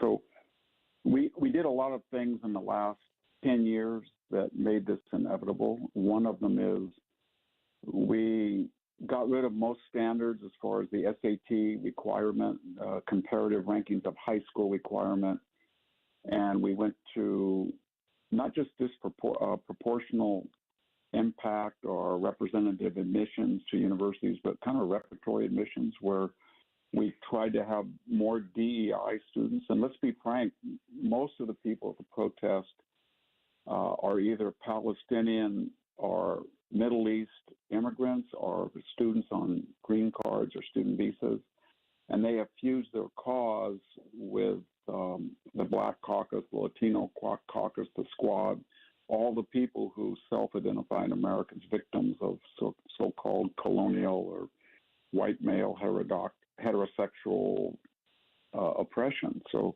it's part of the whole woke movement, and it's pretty disturbing because and it's kind of ironic, too, when you hear that student yell. I think I've been to every country in the Middle East except Iran, and I've watched protests both on television and in person. I almost never see women in those protests with a prominent role, but yet on the campuses, they're mostly women. And it raises this question. If all of these regimes are so liberal or they're so wonderful, why do they practice a gender apartheid, or why do they allow no civil rights or no rights of protest, or why are they so intolerant? Yet when people come over here, they voice support for the very systems that they would either not be able to participate in or have been in those countries and fled because they offered no security, opportunity, prosperity. It's a fantastic point, and the irony there is not lost on anybody whose eyes are open and paying attention to what's taking place on our university systems and comparing it to how those protests would be received in many of the countries in the Middle East where they seem to be advocating for. We're speaking with Victor Davis Hanson on the Andy Frey Show. I want to ask you about the disproportionate reaction in America, but a lot of this usually comes back to the campus-driven protests that the complaint about what Israel is doing to the Gazan civilians seems to be centered around genocide and talking about the innocent civilians in Gaza. But then if you look at Israel and the Jews that were attacked by Hamas, why is the collective effort of civilization across the globe not focused on asking Hamas for a ceasefire? Well, I think most people are sympathetic to Israel, but the loud people, the students and the left that has inordinate control over institutions, they are sympathetic because they suggest that anybody in the West who's successful and prosperous, therefore they're a victimizer or an oppressor. That's sort of the cultural Marxism binaries that the universities have adopted. So they automatically look at Israel as a successful Western surrogate, and then, of course, they're anti-Semitic. I say that only because if they really cared about the plight of Muslims, they would be boycotting China for 1 million Uyghurs and forced labor camps that are Muslims in China, or they would be boycotting the Russians who leveled the Muslims in Chechnya and liquidated them. or they would be angry at Syria that's liquidated whole villages of Muslims. But they're not. And if they're worried about, as I said, genocide, they could talk about the Muslims in Darfur that wiped out almost 500,000 black Africans. But they never do that. And they never apply the same standards to other places as they do to Israel. So it has to be something different. I mean, nobody in this administration is telling the Ukrainians you have to be proportionate. You cannot be disproportionate when you attack the Russians. There's been 800,000 people wounded, killed, or missing in Ukraine, and I support the defense of Ukraine, but there's 2-to-1 casualties. In other words, the Russians have suffered as aggressors twice as much death, destruction, wounded as the Ukrainians, but nobody in their right mind would say, okay, Ukraine, you've been disproportionate. You have to pull back. Or they would never tell Mr. Zelensky, as they're telling Netanyahu, if you don't hold elections or, you've declared martial law, Zelensky, we can't support you anymore. Or they never would say to the Ukrainians, when you hit a bridge that disrupt Russian transportation in Crimea, we want you to phone people or drop leaflets, or you're going to have collateral damage. It's only Israel that they apply these rules to. There has to be reason for that. And I've thought, deeply about that, and I think it's always reduced to the Jews. And I think there's a lot of anti-Semitism, especially now on the left.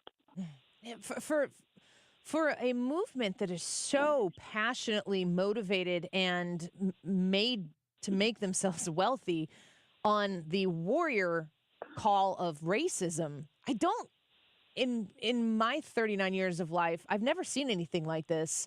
And I don't understand how this wouldn't inherently fit into their playbook of defending people based on these racial disparities, where you see one side that in order to be successful, Hamas and the people who are empowering Hamas need to eradicate the existence of Jews, not just the Jews that are on a piece of land. The Jews need to be eradicated. How is that not the battle cry for all of their other more woke causes that they've been fighting for in the previous years? Well, they're cultural Marxists, so they believe that any means necessary are justified to achieve their supposedly morally superior ends, which is always what? Equity, diversity, inclusion. So in their ways of thinking, Israelis are sort of like the power structures in America, and it's unequal the way people live in Gaza and West Bank, and they're looking at the result. They're not looking at why that is. And Gaza gets hundreds of millions of dollars a year. They've got a centrally located country. They have beautiful Mediterranean. I've been there. It's a beautiful beach. They could be like Singapore in 5 years. But that doesn't matter to the left. All they do is look at inequality, they think, and then they pick winners and losers, good and bad, in a binary. So Israel is successful, and it's more Western, therefore it's evil, and any means necessary to stop it or equal the playing field or justify it. And that includes burning babies or beheading them or necrophilia, all the satanic things that we've heard that come out of that October 7 massacre. To them, it doesn't matter. They're just, like Stalin said, if you want to make an omelet, you have to break some eggs. They just feel that as collateral damage. We're speaking with Professor Victor Davis Hanson, the senior fellow at the Hoover Institution, on Twitter at VD Hanson, and online at victorhanson.com. One last question before we let you go, and we're very grateful for your time today, is, when we come to talking about, we've seen a lot of monies be sent to Ukraine. We're going to send money to Israel to help them with the tools that they need to wage the war. It seems to me that one of the greatest tools and weapons of war tends to be information, misinformation, and messaging. And what we see bubbling up, the loud people, maybe not the majority, but the loud people, especially on these college campuses, are making Jews in America feel very unsafe. I'm wondering if you think that what the university systems have allowed to happen in some of our most prestigious institutions across the country, how that affects the actual fight taking place in the Middle East right now. Well, it does, because people look at these protests and they think, well, secretly the United States supports us, so even if their government is not 100% behind us, we can continue to do what we're doing, because, look, we have people that are pro-Hamas right in New York or at Cornell or Harvard. And I think there's a dialogue now. How did this happen? We know the immigration and the woke agenda, but it was also money. And I don't know for the life of me why these multi-billion dollar endowments, $60 billion in Harvard, $40 billion where I work, why is their income tax exempt? Because they're not nonpartisan. Or why do we have $1.9 trillion in subsidized student loans when these universities could return the moral hazard because they have these huge endowments, they can guarantee their own loans. And then if people do this, they might think, wow, they're not learning anything, they won't get good jobs, they won't pay back my loan, and they would have some, stake in the game. Or why do only professors, speaking as someone who's been in academia for, 50 years, why do we have tenure, lifetime guarantee? The plumber doesn't, the real estate agent doesn't, the accountant doesn't. Why not just have renewable contracts like everybody else? So I think we've been privileged, the university, because they told us, well, we're going to educate everybody broadly, and it's important for democracy. And we got all these professional schools in medicine and law, and they're going to be preeminent. Well, if they can't fulfill that, and they're not, then there's no reason to give them any exemption from the normal course of business. I think we have to start looking at them and say, you know what, you've got too much money, and you're very partisan, and you're guilty of commission, of violating the free speech, hate speech of your own code. And you're not in a cost-benefit analysis. You're not getting us the benefit anymore of educating our youth or giving expertise in science or math or law or medicine, and they're not. And so we're going to take away your special privileges and treat you like any other institution. I think that would really get their attention. I think that is a wonderful policy that should be looked at very closely to get back to some sanity in our country and get people back to going to college to get good jobs and become employees and employers. Victor Davis Hanson, thank you for your time today. It's a real pleasure to speak with you. Thank you for having me. Of course. Professor Victor Davis Hanson, Senior Fellow at the Hoover Institution and Distinguished Fellow in History at Hillsdale College, was with us there. He also hosts the Victor Davis Hanson Show, and you can find him online at Victor Hanson, that's an SON.com. What a pleasure to speak with him there. He has a post up on Twitter that I was reading today, and it walks you through what is going on right now, the culture that we are cultivating on our college campuses right now. It needs a lot of attention, and we can't keep it at an arm's length any longer because the consequences of what we are seeing in this particular instance, the idea that there are Jewish students who are hiding in libraries because they're being accosted by these people emboldened on these campuses to behave the way they're doing in such an incredibly hateful way. Got to stand up against it. We got to call it out. Use your free speech to combat the ridiculousness of theirs. Let's take a quick break. The YouTube live chat poll for today. Will you watch the GOP debate? Yes or no? A couple facts on the debate when we come back. It's happening next week. So stick around. We'll get to some of your comments on that when we return.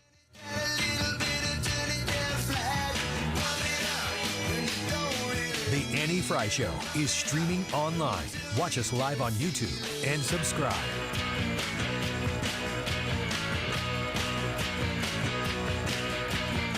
The Retirement Advisory Group knows that looking at the economy right now and the market go up, go down, you never know what's going to happen next. And when you are moving away from work into, I'm looking forward to that retirement, maybe getting a nice car that you can travel around in, an RV or something, taking the show on the road, so to speak, in retirement, going to have to make sure that everything you've worked hard to save is going to be there to help you do what you want to do in retirement.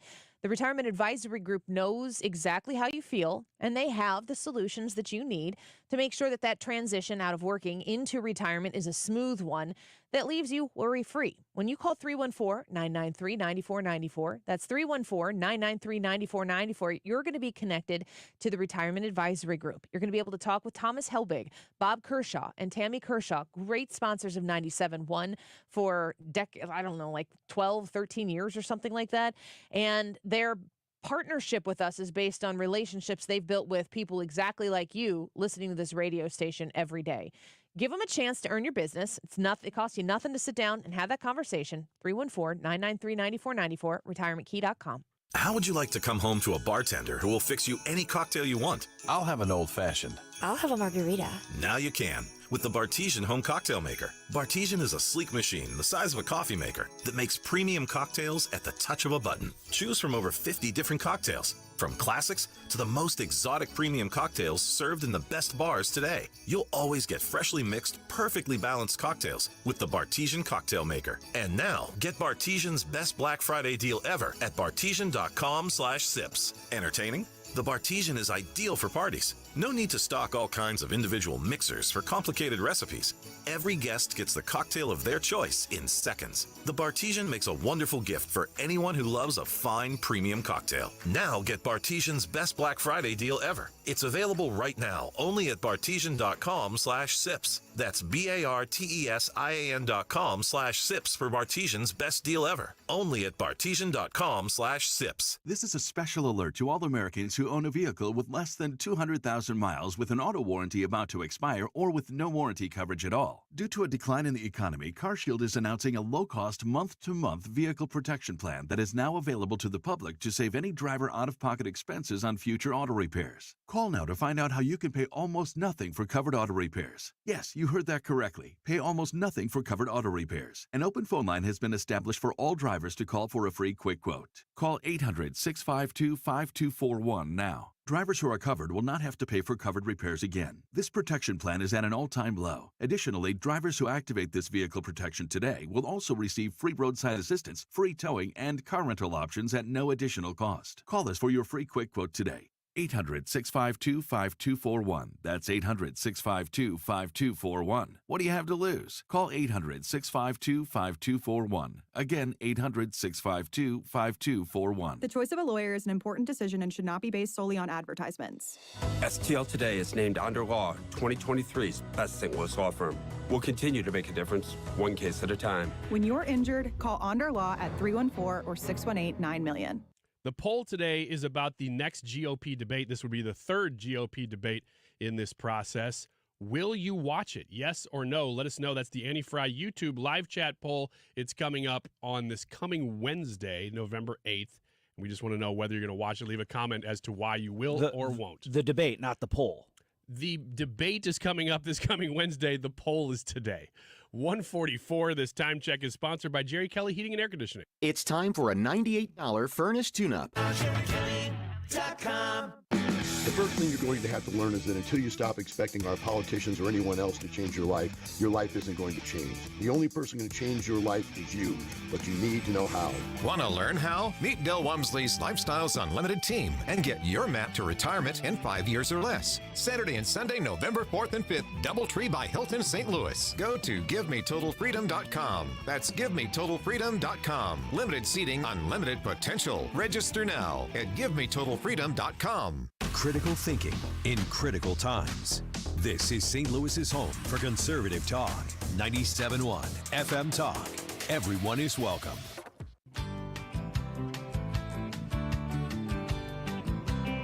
This is the Annie Frey Show.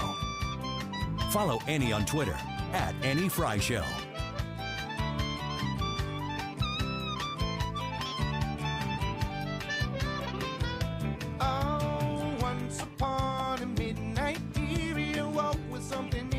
Head. I couldn't escape the memory of a phone call and of what you said. Like a game show contestant with a parting gift. I could not believe my eyes when I saw through the buds of a trusted friend who needs to humor me and tell me lies. Yeah, humor me and tell me lies. Welcome back to the Annie Frey Show. We just got done speaking with Victor Davis Hanson. Really excited to talk to him. What an interesting conversation and a smart guy that Victor Davis Hanson is. Professor, you see him quite a lot on Fox News. He was a regular guest of Tucker Carlson's.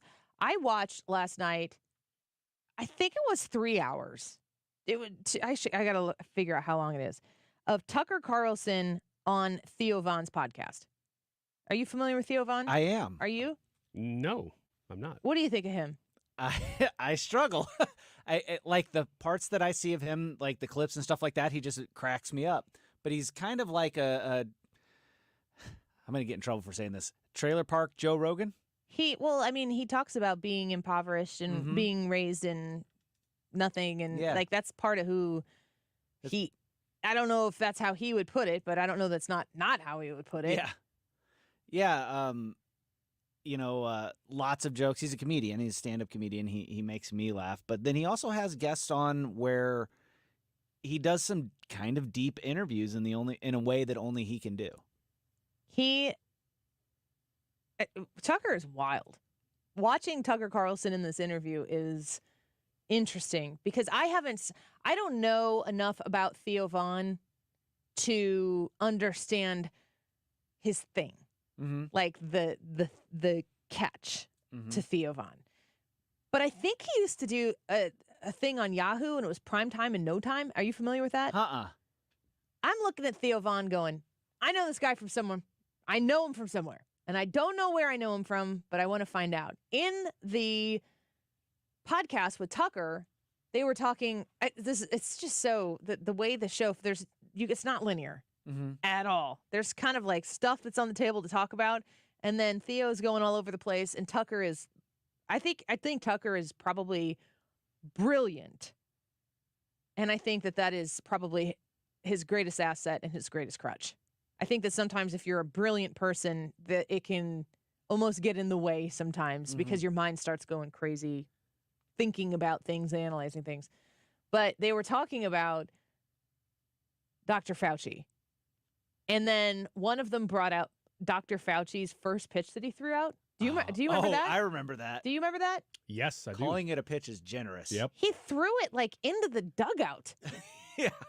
And I think was it the congressional baseball game? Or was it? No, it was an actual.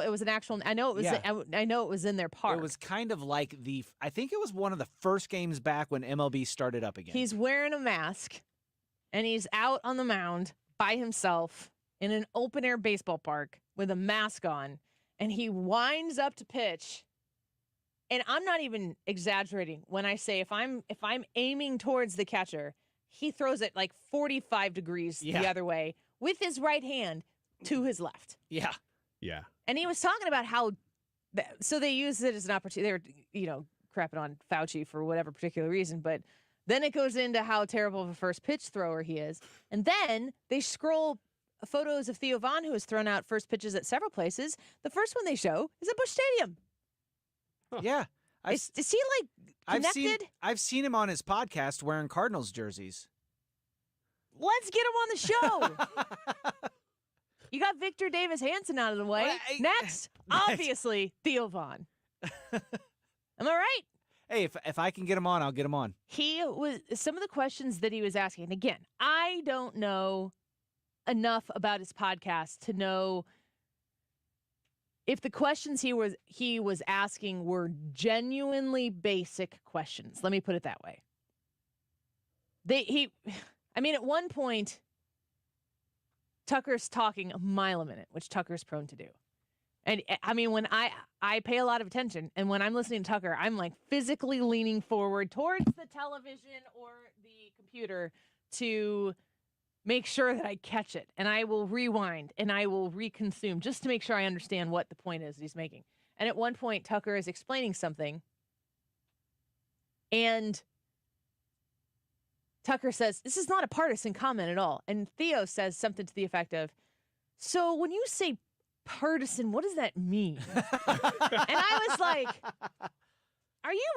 And I don't care. I love it more if he's being 100% genuine. Yeah. I want more of Tucker Carlson, who to me is one of the most genius, original thinkers. I don't agree with everything Tucker says all the time. I don't listen to him to find out what I think, but I listen to him because he helps me think.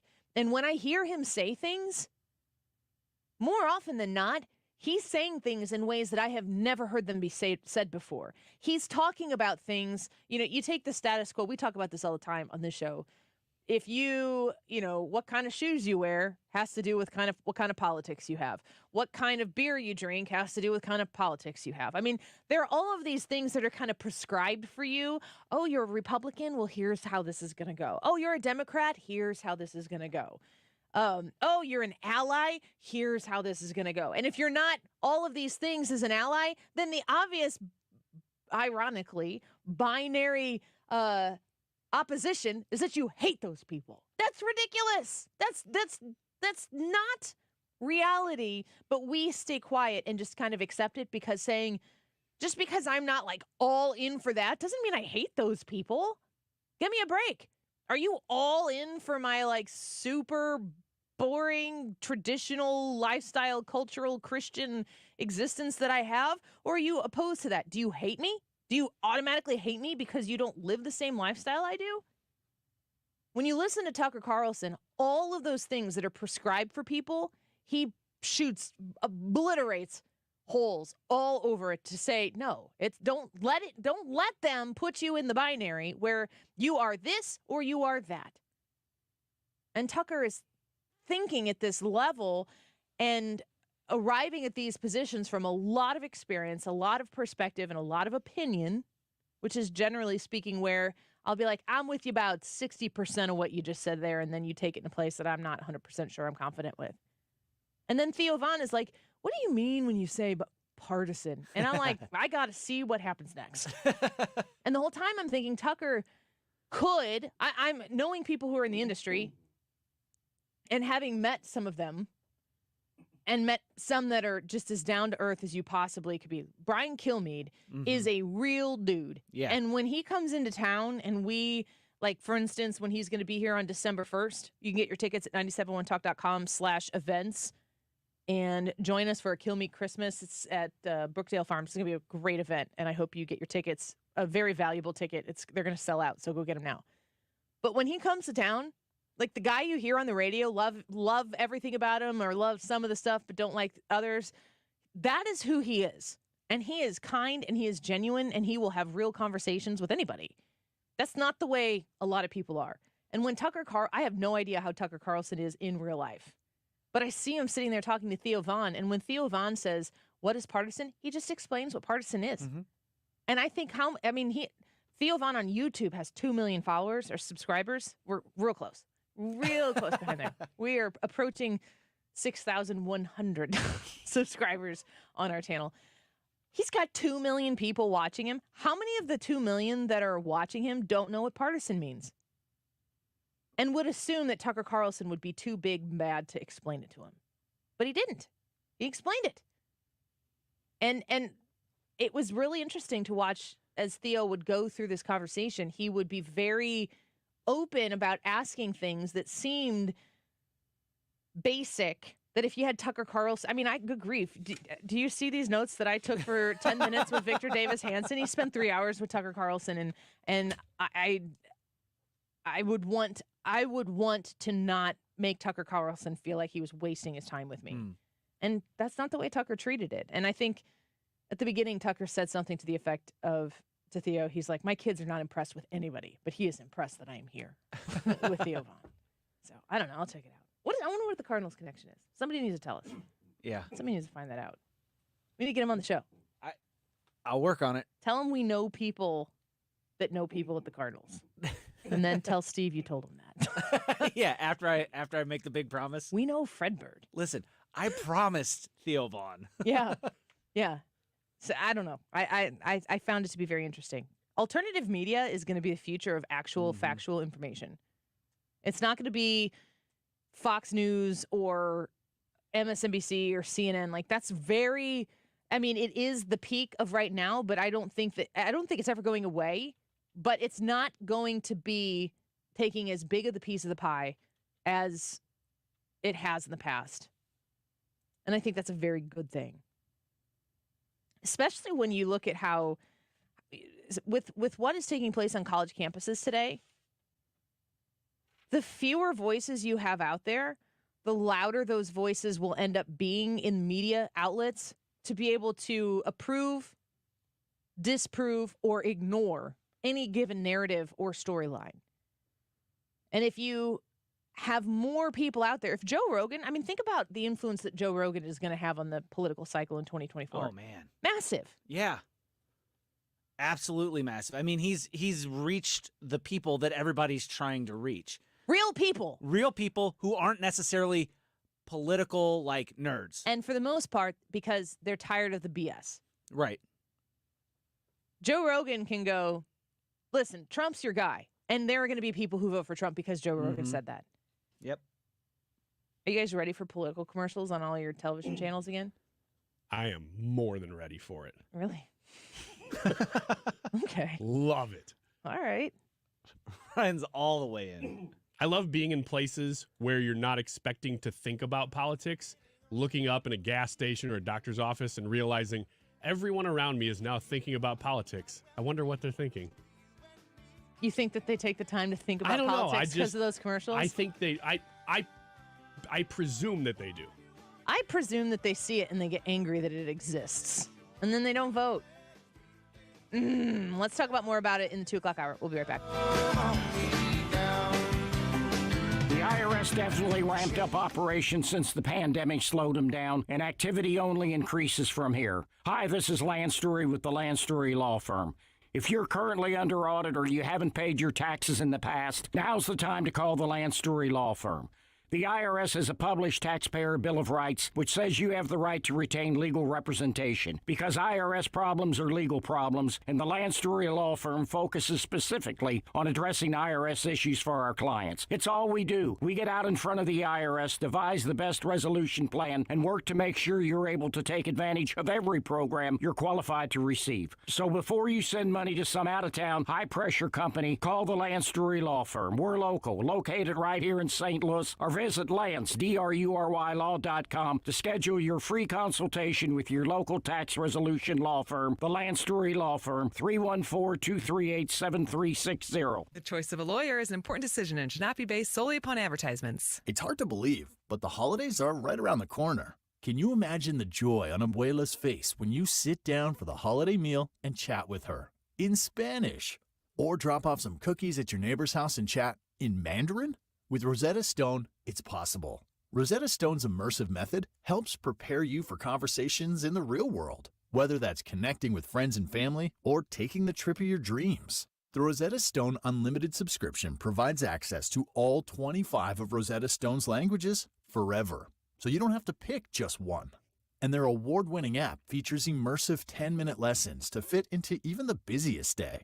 Plus, every subscription now comes with access to live lessons, where expert tutors teach you fun new words related to local holidays, cultural traditions, food and drink, and more.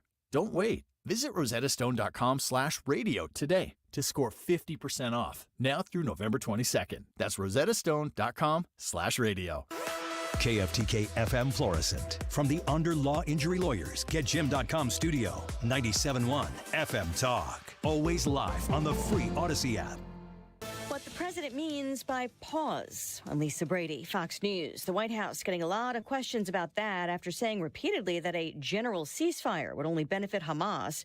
President Biden, during a fundraising event last night, expressed support for humanitarian pauses. What we're trying to do is explore the idea of as many pauses as might be necessary to continue to get aid out and to continue to work to get people out safely, including hostages. National Security Council spokesman John Kirby describing a humanitarian pause between Israel and Hamas as brief and localized to meet a specific goal. The president already worked on one such pause when we were able to get those 2 Americans out, and that's what we're kind of looking at. Kirby referencing the first 2 hostages released by Hamas 2 weeks ago. He stops short of saying whether a refugee camp is a legitimate target for the Israeli military, which has defended its targeting of Hamas militants and continues to condemn them for using civilians as human shields. Limited evacuations from the Gaza Strip into Egypt continue for a second day, with hundreds of Americans on an approved list to exit, along with other foreign nationals and badly injured Palestinians. A change of plea for one of the former Memphis police officers charged in the traffic stop beating death of Tyree Nichols. Former Memphis police officer Desmond Mills Jr. and his attorney entering a plea of guilty to both state and federal charges, admitting to his role in Tyree Nichols' beating death during a traffic stop in January. 4 other officers also face state and felony charges that include second-degree murder, excessive force, and obstruction of justice. The other 4 have pled not guilty. Nichols' mother, Rovon Wells, on Mills's plea. I'm hoping his conscience is telling him the right thing to do instead of his attorneys. The family is also suing the city of Memphis for more than $500 million. Fox's Jeff Manasso. America's listening to Fox News. Hi, I'm Martha Stewart.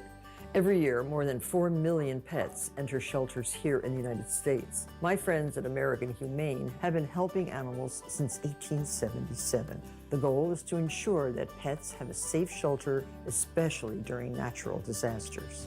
Adopting a shelter pet allows shelters to help more animals awaiting care. Please consider adopting today and take some time to learn more about American Humane's other work at americanhumane.org.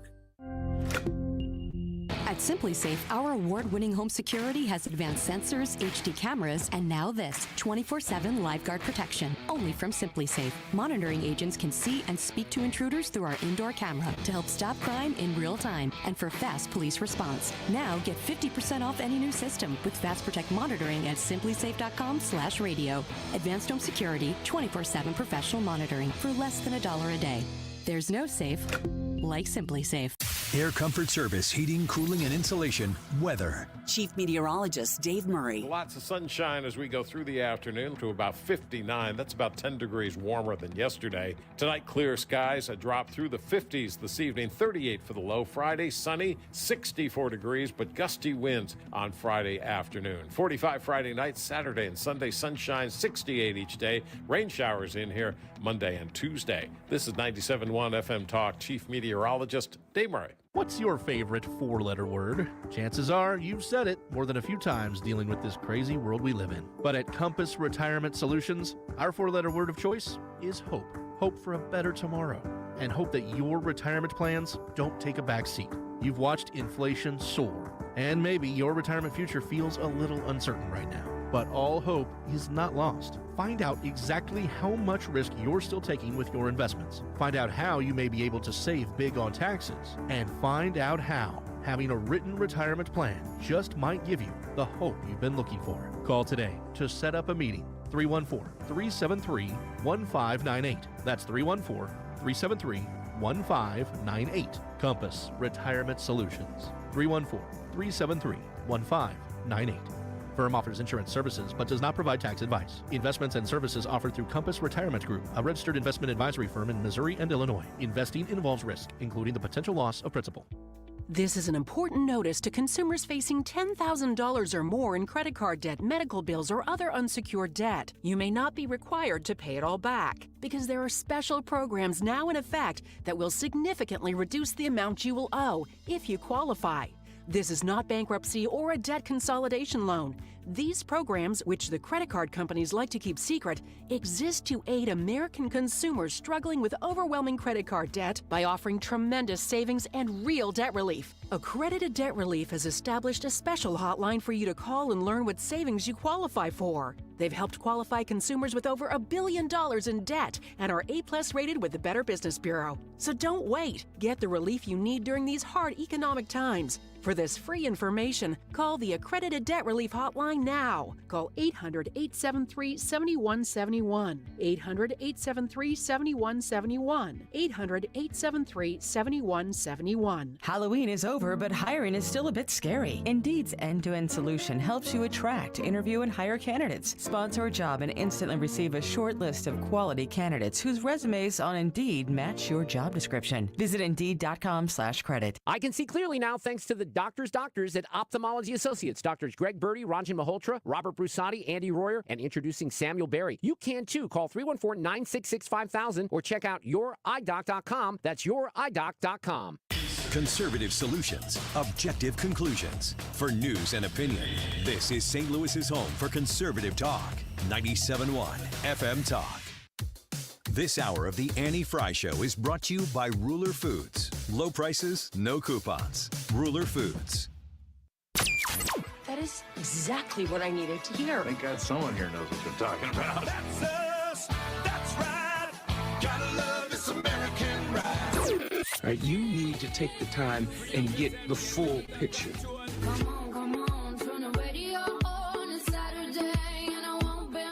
Don't get me wrong, I love the ladies. I mean, they rev my engine, but they don't belong in the newsroom. It is Anchor Man, not Anchor Lady. What do you want from me? I'm not America's sweetheart. Goodness sake, kid. Keep your voice down. Your father's listening to the radio. I'm not America's This is the Annie Frey Show. Welcome back to the Annie Frey Show. Happy Thursday. We're grateful that you're spending some of your afternoon with us. The YouTube live chat poll on the Annie Frey YouTube channel today is, will you watch the next GOP debate, yes or no? Brad, are you getting all geared up for the next Republican primary debate? All geared up, I think, would be a misrepresentation of what I'm doing. It's like but professional obligation. I will watch it. Yeah. I am interested in what they have to say, but I'm not like, woo, opening day, geared up kind of feel about it. It's going to be hosted by NBC News. It's November 8th, which is Wednesday. It's in Miami. And let's see here. It's going to be from 7 to 9. It says 8 p.m. Is that Central? Okay, this is written Central. So 8 to 10 on NBC. And you can stream it, and it'll be on some digital platforms of NBC as well. The moderators, I'm reading this from NBC News, the moderators will be NBC Nightly News anchor Lester Holt and Meet the Press moderator Kristen Welker, along with Hugh Hewitt, who is host at the Hugh Hewitt Show on Salem Radio Network. Do you prefer it when they're not like Fox people? I don't know that I prefer the moderators to be non-Fox people, but I do like that this is not going to be on Fox. Yeah, I don't know if I prefer it. Maybe. I know they're going to get a lot more challenging questions. Not that Fox people don't challenge them, but these challenging questions will have a little more spice to them. Don't you like it when somebody who's running as a Republican gets one of those questions from somebody who is on the left or certainly shown themselves to be left-leaning, and it's written in a way where you got to make a lot of agreeable assumptions in order to follow through and answer the surface question that is asked? Because the question gets asked, and there's a whole lot of baggage behind the presumptions that were made to get to the point where you punctuate the question that you're asking some candidate.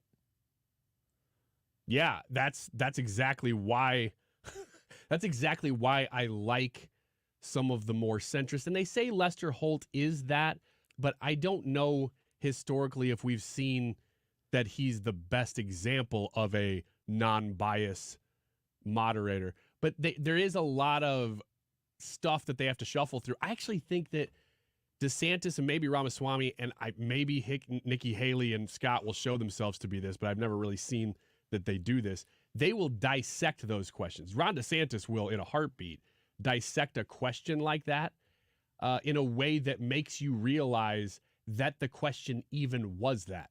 Because at first glance, a lot of times you don't even recognize it. It's so part of the narrative that you just kind of hear it and you go, yeah, okay, let's see how they answer this. And he will go right to the heart of that and say, no, your whole premise is wrong. I appreciate that about him. Yeah, that's one of my favorite things about Ron DeSantis, outside of the fact that he accomplishes what he sets out to accomplish. But he does what he says, but whenever he's able to do that, what that shows me is that he has a good grasp on what it is that he's talking about. He doesn't just say platitudes or slogans or whatever. He understands why he came to those conclusions. Well, he's done it. Yeah. He can talk about things that he's actually done. And I think Nikki Haley can kind of do that as well. I think she was a good governor, but she was not a governor in the same time, in the same climate that Ron DeSantis is a governor right now. Tim Scott is qualified most recently to be on the debate stage. Ron DeSantis, Nikki Haley, Vivek Ramaswamy, and Chris Christie have all confirmed they're going to participate in the debate. So that's 5 people. Trump certainly qualifies, but he's not going to do it. I still stand by the number one reason Donald Trump isn't on that stage. If Chris Christie is on that stage, Chris Christie is going to prosecute Donald Trump and get him to say things that are going to get him in trouble in court, or to put him in a position where he's not allowed to say things because of his court cases. And Trump would be in those moments smart enough to not implicate himself or say something that is going to be problematic for him in one of his billion court cases that he has. And then he'll have to be quiet or remain quiet on it or divert and not answer the question, which then Chris Christie will, of course, use against him. I really don't think that there is a stronger reason than that particular one for Donald Trump to not be on the stage. And so I get it. I think the Trump campaign wants you to think that the race is over and that there's no element of necessity that exists for him to be on the debate stage. But Donald Trump loves the camera. Mm-hmm. Donald Trump loves to be the center of attention. Donald Trump would love the opportunity to go up there and use it as a platform to talk to people and talk to voters. I just think it's too problematic for him. And so I don't think that I don't think they want to remind people like, listen, I'm under gag orders in specific places. I'm in a position where I can't just open my mouth and say whatever I want to say or push back the way I want to push back because they're already weaponizing this Justice Department against me in state and federal levels. And if I go on the stage and Chris Christie, who cares more about attacking me than he does about actually campaigning on behalf of what's best for the American people in the country, I can't be on that stage in that moment. He can't say it, but I'll say it. I think that's absolutely what the key is. And if Donald Trump truly believed that the primary was over, he would not be attacking Ron DeSantis and Nikki Haley the way he is. That would not be happening. Oh, I agree with you. He wouldn't be spending that money. Yeah, I was going to say, I think you could see that all over in the spending. He's not really attacking Joe Biden. The vast majority of his spending is going toward attacking other Republicans. Yeah, I court stuff aside, because that does seem like the number one reason to stay off of that stage right now, especially with Christie. I don't think he'll ever share a stage with Ron DeSantis. I think that beef is real. Maybe once DeSantis. What do you mean you think that beef is real? I think that Trump genuinely doesn't like Ron DeSantis now. I don't think there's any sort of like, oh, they'll mend fences once it's over. Do you think there are people out there who are looking for that to happen? Well, I think that there are people who think that once the nomination process is done, that everybody will come together. And I just don't know that Ron DeSantis and Trump ever will. Maybe DeSantis might be willing. I was going to say, it's not going to be a DeSantis is refusing to move. It's Donald Trump. And truly, if for whatever particular reason Donald Trump were to drop out of this race or be eliminated from this race in any way, shape, or form, what the people, the underlings of the Trump campaign have done to DeSantis supporters, or it's mostly DeSantis supporters. I mean, I just have never seen something so juvenile in my life. It's like this type of stuff generally happens during campaigns. I understand that it's not like a place where gentlemen and ladies get together to have a nice conversation over tea. It's not like that. But social media just makes it a special kind of, oh my gosh, what are we doing? And it's gross. It's disgusting. And if I were not as invested as I am in all of it and what's at stake, I would be turned off, not from Donald Trump, but on behalf of those people turned off to Trump. Oh, for sure. I don't know. I look at some of the stuff that they talk about, and it's all surface level nonsense. They go after the most, I don't know, like you said, juvenile is a great way of describing it. Juvenile things, surface level. Nothing of substance, nothing on his ability to govern or anything like that. Looks, loyalty, stuff like that, but never anything on how he actually, like they tried to do the Florida thing where it's like, oh, he locked the state down. Everybody's like, yeah, no, nobody's buying that. Nope, I don't even think that anybody is buying into, I mean, there are people who are equally invested in the social media part of this battle. That is such a small percent of voters. It seems like when you're in it, a really aggressive and violent and noisy fight.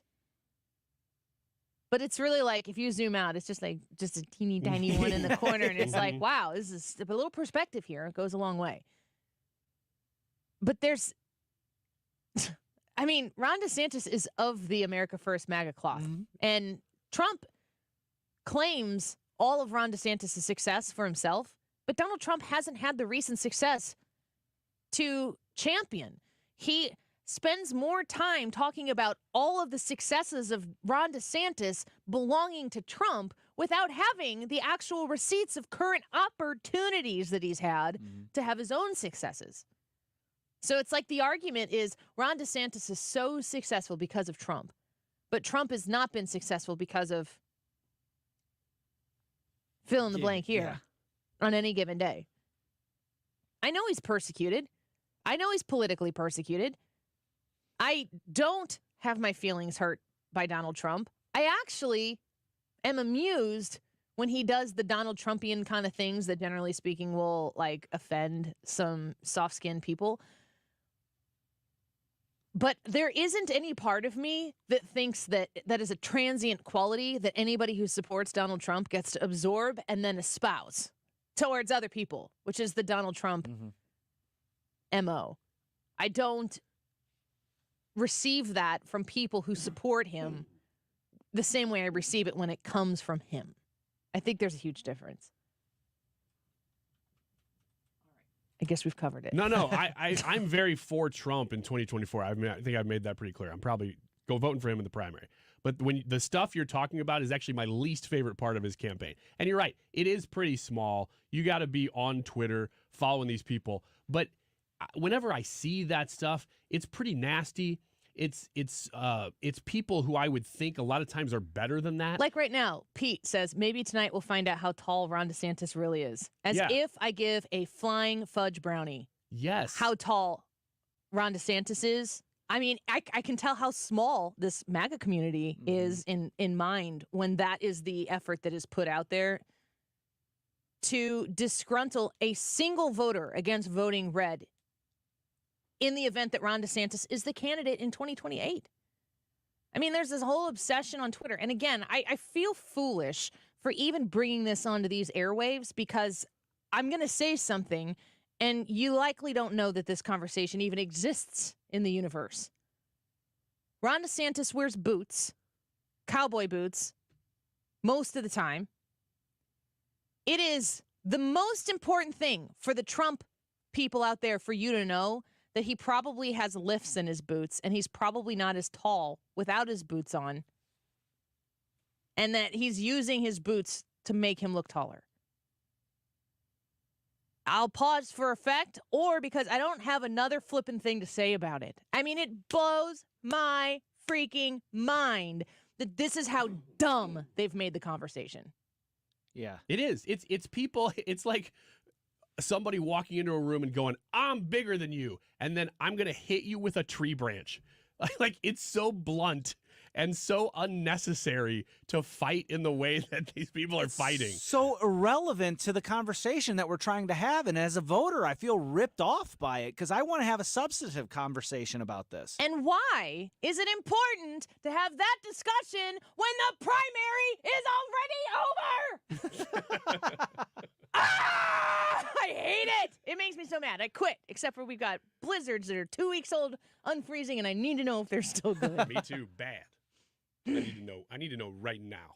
Is that, I mean, I'll bring it down a notch, but is that not the thing about it that is, I mean, if you are out there and it's neck and neck and you need every single freaking voter that you can find because it's going to come down to the wire and it's so close, and you need to know that Donald Trump is better on this policy and this policy and this policy and this policy, and there might be 5 people who are out there who want to vote for Donald Trump because he's taller. And you're like, we need those 5. Put it all out there. Talk about the boot lifts. And then you get those 5 and you win. And then you're like, well, okay, I get it. I don't know. The entire campaign from Donald Trump in the primary is that there's no primary. I hate to say it, but again, being somebody who is most likely going to vote for Trump in the primary, that kind of stuff actually makes me more of a DeSantis fan because it looks like, oh, you actually have nothing to hit him with. Because if that's what you're hitting him with, because the policies are stand. too good for DeSantis. Why do we live in this universe where it's one or the other? Both of these guys are really, I get they're fighting against each other in the primary. That is understood. Wait. Mike on Facebook says, wow, I didn't realize this was a Trump bashing session. You're just in the tank for Rhino Ron. And for the record, Trump isn't scared of Chris Christie. Give me a break. No, I can't. I got Rhino Ron. 40 minutes left. Go back and rewind the tape because I said at the beginning of the show, as somebody who supported Ron DeSantis for quite some time, that he should drop out if he is not beating Trump in Iowa. Go to Iowa. Let the votes be cast. And if you didn't almost beat Trump or beat Trump, sit down. That's what I said about Ron DeSantis. So, Mike, welcome to the show. Glad to have you here. I support Donald Trump. I'm talking about the doofuses that go out there and ruin what Donald Trump has going for him. And I'm not going to name any names. But like coming on the show, I don't know, Mike, how often you listen, but Rhino Ron, you're like, do my conservative credentials not speak for themselves? Am I the problem here? do Ron DeSantis's. If I am the problem here because I support Rhino Ron, imagine how many people you're saying, not you, I'm not interested in your vote. Just imagine that for a second. And it's not a Trump bashing session. I'm bashing his minions that don't get it. The people who look like they're on the dole and will find anything possible to criticize anything that's not MAGA enough. And no, Trump isn't scared of Chris Christie. I think his lawyers are scared of Chris Christie and should be because Chris Christie has no other purpose in life. That's all right he now, is. not to be the president. His purpose is to take Trump down. And you should not, for the sake of the Republic, give Chris Christie that opportunity. I am advocating for Donald Trump not being on the stage. To quote you, give me a break, exclamation point, exclamation point, exclamation point. Oh, my gosh. Yeah, but Annie, have you considered Shut that, up. I don't even like it already. Ron DeSantis took money from a super PAC in 2016 that might have said something against election integrity at one time in 2006. These are the kind of things that surface about Ron DeSantis. Have you considered that? I literally have chest tightness right now.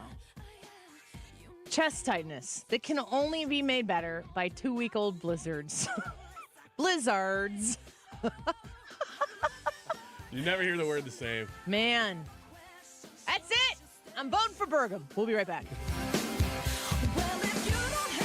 This is the Annie Frey Show. Follow Annie on Twitter @Annie Frey Show. Hey, remember, you can go to Fountains Family Dentistry anytime and put in an appointment request right there online, because I know a lot of you, I'll give the phone number, that's fine, and you can call them and make it real, real fast, but a lot of you will never call because you just don't like using the phone. I don't know if it's a generational thing. I don't know what it is, but 618-622-1800. They're in Fairview Heights, Illinois. 618-622-1800. Call and make an appointment right now. I always say it's the hardest thing about going to the dentist is actually getting it on the schedule.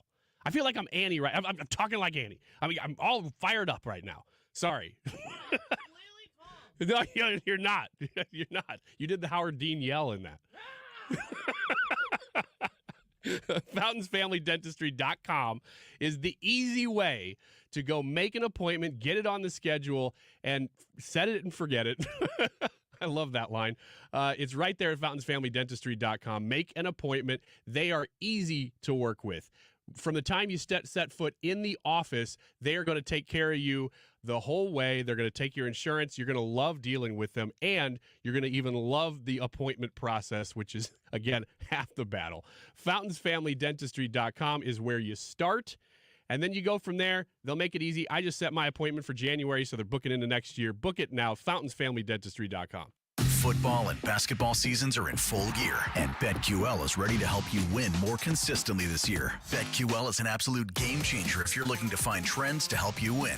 Make smarter bets on spreads, totals, player props, and more. BetQL has already helped over 300,000 people with powerful analytics and community insights. Don't fumble the ball at the goal line or airball any free throws this season. Visit BetQL.com for their free daily analysis today. That's BetQL.com. AMCO presents Bet You Didn't Know.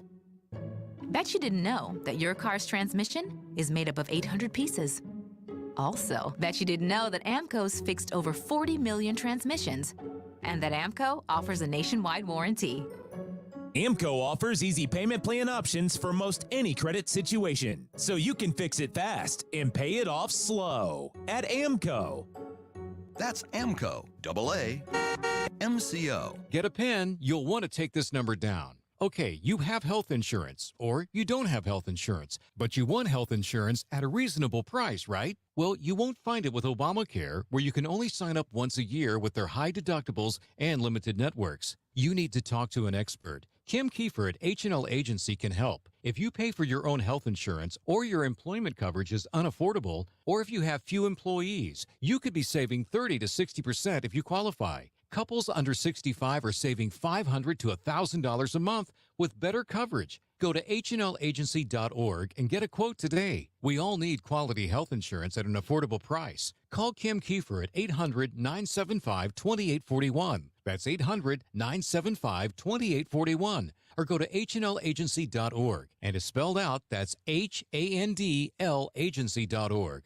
A quality plan managed by you and not the government. Call 800-975-2841. You're listening to the Annie Frey Show live from the Air Comfort Service Heating, Cooling, and Insulation Studio. Save up to $3,500 with double carrier cool cash rebates on a qualifying high-efficiency furnace or HVAC system. For details, get into your comfort zone, aircomfortservice.com.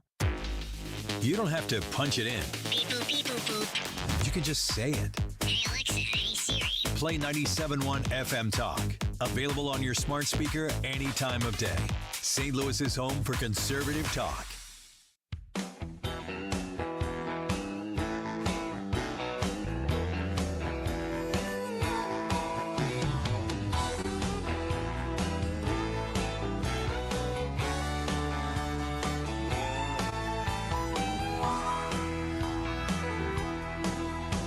Lots of rolling wheels and shifting gears around that Jersey Turnpike.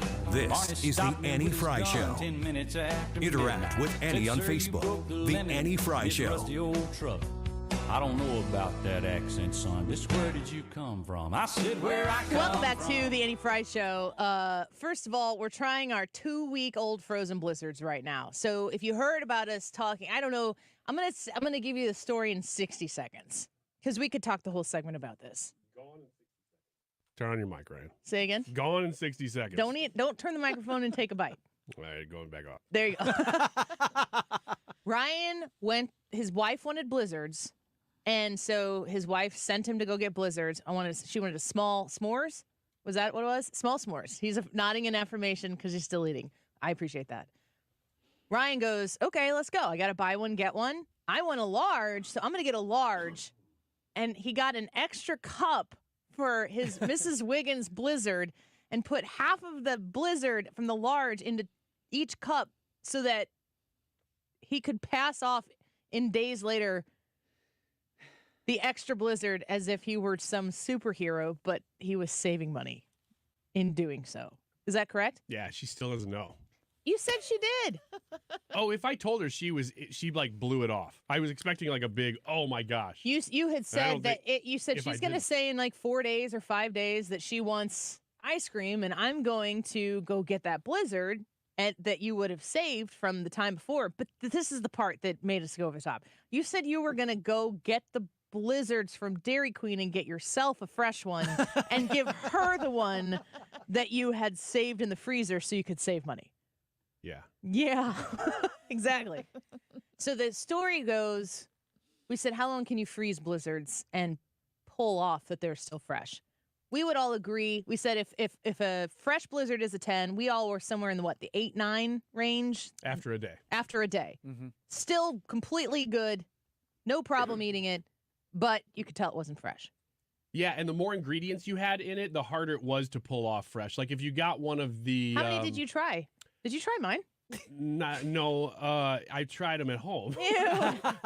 The ones that have, I think they're called like Fluffernutter or something. They have marshmallow in the middle. Like a sauce or or they have sort a of... royal one that has, chocolate down the middle. Those are harder to pull off as fresh later. So we tried them 4 days later, and what were we in the 6s and 7s? I think 7s, solid 7s. So we decided 2 weeks later we've got them, and I don't know if this is good or not. It's just vanilla ice cream and cookie dough, and it now kind of tastes minty. Yeah. Do you know what I'm saying? Yes, I taste it. Because you have the same. Yep. It's still not bad. I think I would, if I were desperate for ice cream late at night and this were in my freezer, I think I would eat it and then just hope for the best. Oh, I think you're gonna be fine because I'm tasting this and it does have a little more like ice crystal-y to it, but it's fine. It's not like you take a bite of this and go, "This is terrible. I'm throwing it away." No, I think it's the same concept as buying a pint from the store, and you don't necessarily eat that right away. But that's a different kind of ice cream. It probably is, and a but- different process. Absolutely, but I don't think that So it's it's not ruining like it. No, I mean it's still ice cream. It's still in the freezer. I don't think it's ruined.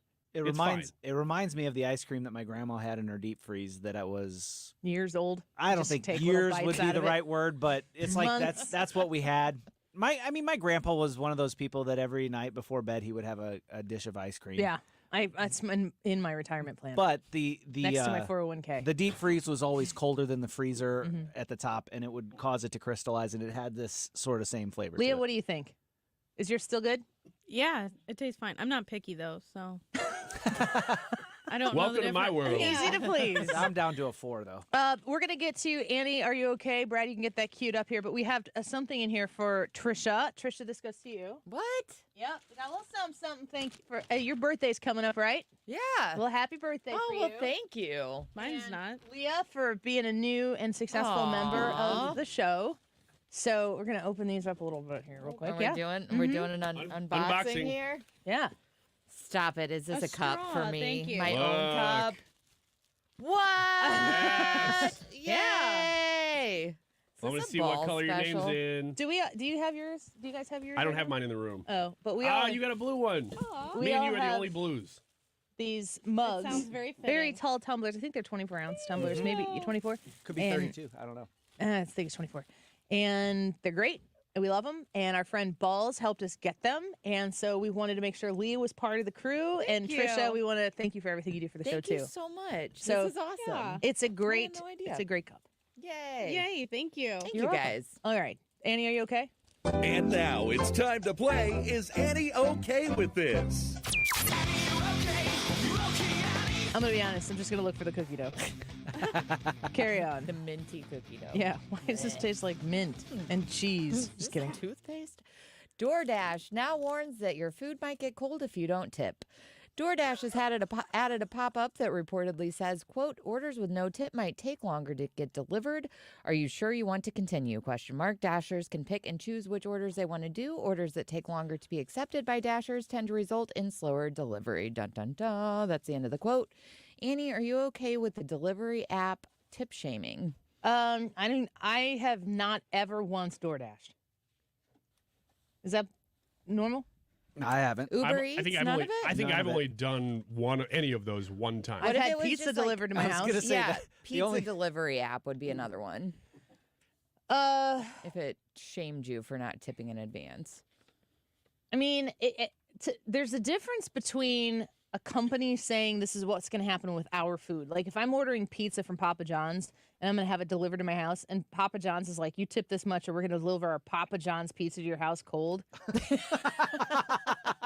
You only get to really do this if there's like a third party involved where the brand isn't on the line. Mm-hmm. And I think that if I were a brand and I found out that this third party was behaving this way, I'd want to part ways with that brand. So, I mean, you can tip shame, I guess, all you want. I can't. I one time, I think it was when I had my appendix out and I was actually starting to get hungry for the first time. I was like, I'm going to get a half a cup of soup from Bread Co. and maybe like what is it? Pick two or whatever. Mm-hmm. Half a thing of chicken salad sandwich. And I went to order it. And by the time it got to my door, it was going to cost me over $20. Yeah. And I'm like, no. Thank you. So I can't understand the cost behind it anyway. As a person who drove, not necessarily for DoorDash, but I did do Uber, there's a really easy solution to this. I don't understand why they do it this way. Apparently they do. I just don't know because I've never been on the other side of this. But in Uber, you take a trip and you have no idea where you're going. You don't know how long it's going to be. You don't have any idea how much money it's going to make you. You just take the trip. Why? I don't know why DoorDash wouldn't do that. Do you think that's still the case? I do. Because I thought you could choose your Uber pickups based on locations. So you can set more parameters, but it's still not going to tell you, like, oh, I only take $30 trips. You know, you can't do that with Uber. So I'm surprised that DoorDash lets you pick ahead of time because it seems like it would cause these problems. How often do you DoorDash? Almost never. Leah? I did DoorDash and Instacart during COVID. Do you still use it? No. Do you use it a lot, DoorDash? No, pizza. I get pizza every week, but that's straight from the I've the never source. used DoorDash. Oh, you're talking about using it? I delivered for both. No, I was talking about using it. Oh, okay, no, I've never used it. Did Yeah. you tip shame people? No. Just give them really dirty looks. Can you No. imagine, Leah, tip shaming somebody? No. I wouldn't do that. I mean, I just think to myself, if you want the convenience, we in America, the convenience is provided at a cost. And everybody gets to say, I'll pay for it. I want the convenience. And I am not there yet. I haven't reached that there. So if you want to tip shame, or if you want to apply on a specific app a mandatory 20% tip or whatever, I just think customers are going to say no, and they're going to stop using it, or they'll say, yeah, I'm okay with it, and that kind of solves the problem. I don't really think that you should degrade the quality of the food people are purchasing, but if you don't like it, don't use it. Man trying to access his safe deposit box was trapped in a vault overnight. This happened last week in New York City. A man was trapped inside a steel reinforced concrete vault You're overnight. right. This is a script. I Can you imagine? Can you imagine being trapped in a vault overnight with Ryan Wiggins? What would you do to pass the time? I would just got the sit there lovely and bunch of coconuts. check out this other song I know. 99 bottles of beer on the wall. Yeah. No, I would first just go into like a pretty hard prayer about what I had eaten. Remember that 2-week-old blizzard? Yeah, Lord, if I Lord, go I have straight to the bank regrets. from now. Lord, and then I'll never try to pass an old frozen blizzard off on my wife again. I promise. after I get done like fully praying prostrate, then I'm gonna go do the same thing but praying on behalf of the other person. You're like, give me a list of your worst qualities. Give me a list of what you eat in the last day. That's not true. Ryan would fall asleep immediately. He'd be like, well, I guess I'm going to take a nap. And you just wake up. You'd be like, just wake me up. Stay up and wake me up when they decide to let us out of here. Isn't that accurate? Isn't that probably what you would do? I don't know. I guess it depends on how much battery my phone had. Because I'd probably What do you play say, Brick's mob Ball rule? Crusher Oh, yeah, you're crushing balls. for a while. And then if it gets like, shoot, this thing's like almost dead and I might need it to get out of here. If then I'd shut Ryan it and off. I were locked overnight in a vault together, Oh, boy. would we both come out alive? And if not, who wouldn't? and who would have ended it? I think that you would come out alive, but you would come out wearing a Ryan skin mask face. Oh my gosh. Because it would have been brutal. What? Hannibal Lecter style. That's how I kill you? Yeah. Ew. Oh, Yeah. boy. Buyers not scared of haunted houses. A new Zillow poll shows 67% of prospective homebuyers would purchase an allegedly haunted house as long as it was affordable in a good location. Can we had reflect other on the appeal. economy right now? This is what birdinflation is actually here. Birdonomics. The idea that you're like, well, how haunted? Yeah. Do they pay rent? What are we talking about? Like just present or aggressive? Yeah. Would you consider the ghosts like evil Yeah. or just there? Just Giggle mildly for annoying. Yeah. They breaking plates or are they waking you up? I'm not buying a haunted house, if that's the question. No, I didn't know if you were okay with going to haunted houses. No. Yeah, she's not. No. We tried that already. I'm more okay with buying one But than are I you am going talking to about one. like Yeah. Are you talking about like Halloween haunted houses or Yes, like for the lamp? that Halloween haunted houses. Actually, both. Are you so the article's about buying an existing like business haunted house? Ryan, no. Just sit down. All day. All day you have to do Somebody this. gave Do we that have a man too vault much here? sugar. That question was going to be, are you okay with escape rooms? These were going to tie in together. But I then love escape You came rooms. out in the Ryan face mask. And Yeah. And Yeah. it's weird. Everybody was like, "Ooh, man." I do love escape rooms. I don't do like Halloween haunted houses. I have been to the Lemp Mansion. It's creepy. It's kind of neat to be there and kind of know the history, but I'm not interested in like experiencing it. Like I don't want to do that. Mm-mm. No. She was a skater boy there, just for a second. Police look for reported human remains, find a beer bong instead. Authorities who responded to a call about possible human remains at the bottom of a river in Washington ended up discovering a plastic skull beer bong that had been stuffed full of rocks. The beer bong consisted... That's what I did with Ryan's head after I was done with his face. Turned it into a beer bong and stuffed it full of No, rocks. I was already wearing the beer bong in the vault. The beer bong consisted of It's a a good thing fake I brought this with me. Yeah. I never leave home without it. It's not an IPA though. Let me open up my trusty JanSport and show you what I've got just in case this I like situation these were to happen. light colored beers, none of that dark stuff. So it can be cool with the kids. Annie, are you okay with beer bongs? I don't even know how to use a beer bong. I like that the police. Trisha. What is that like? Am I the only one in this room? I don't drink beer. I never have liked beer. I still don't like beer. It's not. I don't have a problem with beer. I just don't prefer it. And I grew accustomed to drinking whiskey at an earlier age should than not beer. beer bong whiskey. No? No, you should not. Do a whole bottle in one. Don't do one that. gulp. Don't do that. Then you get to go to the hospital. I've been around beer bongs, I suppose, but I was never a huge partier. And if that stuff was coming out, I was usually like, I'm not interested in this. So I'm not interested in them for me, but The police were like, hey, there might be a dead body down there. And they're like, oh, we found a beer bong. And that's it. That was it. They just, well, we're done. let's get a reporter in here to write a story. You want any more? Yeah. A museum in Mexico City is catering to dogs. The Tamayo Museum in Mexico City has put together an exhibition of modern art pieces that are meant to be enjoyed by humans and dogs alike. Annie, are you okay with dogs going places they traditionally would not? It's just kind of like a business decision. If you want to make your place dog friendly. Do you like it though? I've never been in a like a human place of business and been like, there should be dogs here. You know what this place is missing? Annie, Canines. have you ever been in a human place and thought there should be dogs here? That was the question. No, I haven't. I just said that. Literally just said it. I've never had happen. Have you ever been to a cat cafe? No. Really? I don't like cats at all. I'm not okay with cats. No. Dogs shouldn't be there anyway.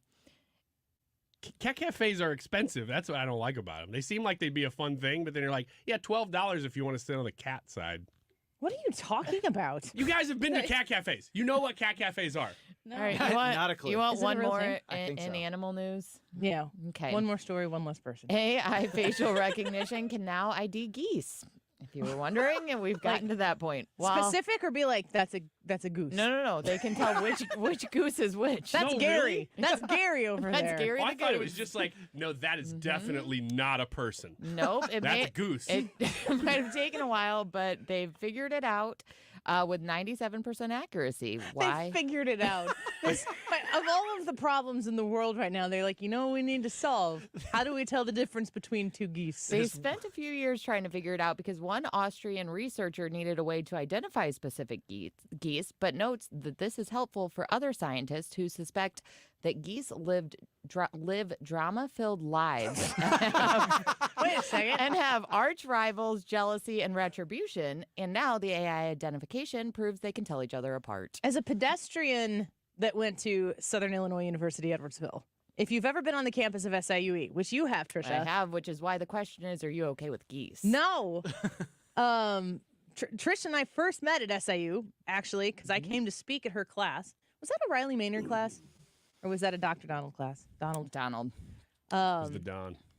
There was a professor there. His name was Riley Maynard. He just passed away within the last few weeks. But he always he was one of the people who was working in academics that was still like very much attached to the real world of the current here and now. And he swore a lot. He was very edgy. He was very edgy. He was fun. And he called everyone an a-hole. And he would always talk about turning chicken poo into chicken salad was his phrase. But that was not Dr. Donald. There are geese everywhere at SIUE, and you can't do anything to them. They use the crosswalks. They don't care if a car is coming, and they're everywhere. There's They're a bit aggressive too. goose poop everywhere, which we would call goop, and it was just awful. So I kind of predisposed to hate geese. Really, probably not fair, but. Now I know I can tell them apart. Did you say they're drama-filled lives? Yeah, they're drama-filled lives. They have arch rivals, jealousy, and retribution. I do relate to that. We're always going back in that vault. Maybe you relate to certain geese and not others, and now you can know which ones. That's what would be drama-filled to point that out. Yep. What would your goose name be? My goose name? Gander. People be like, can't tell the difference. What's good for one is good for the other.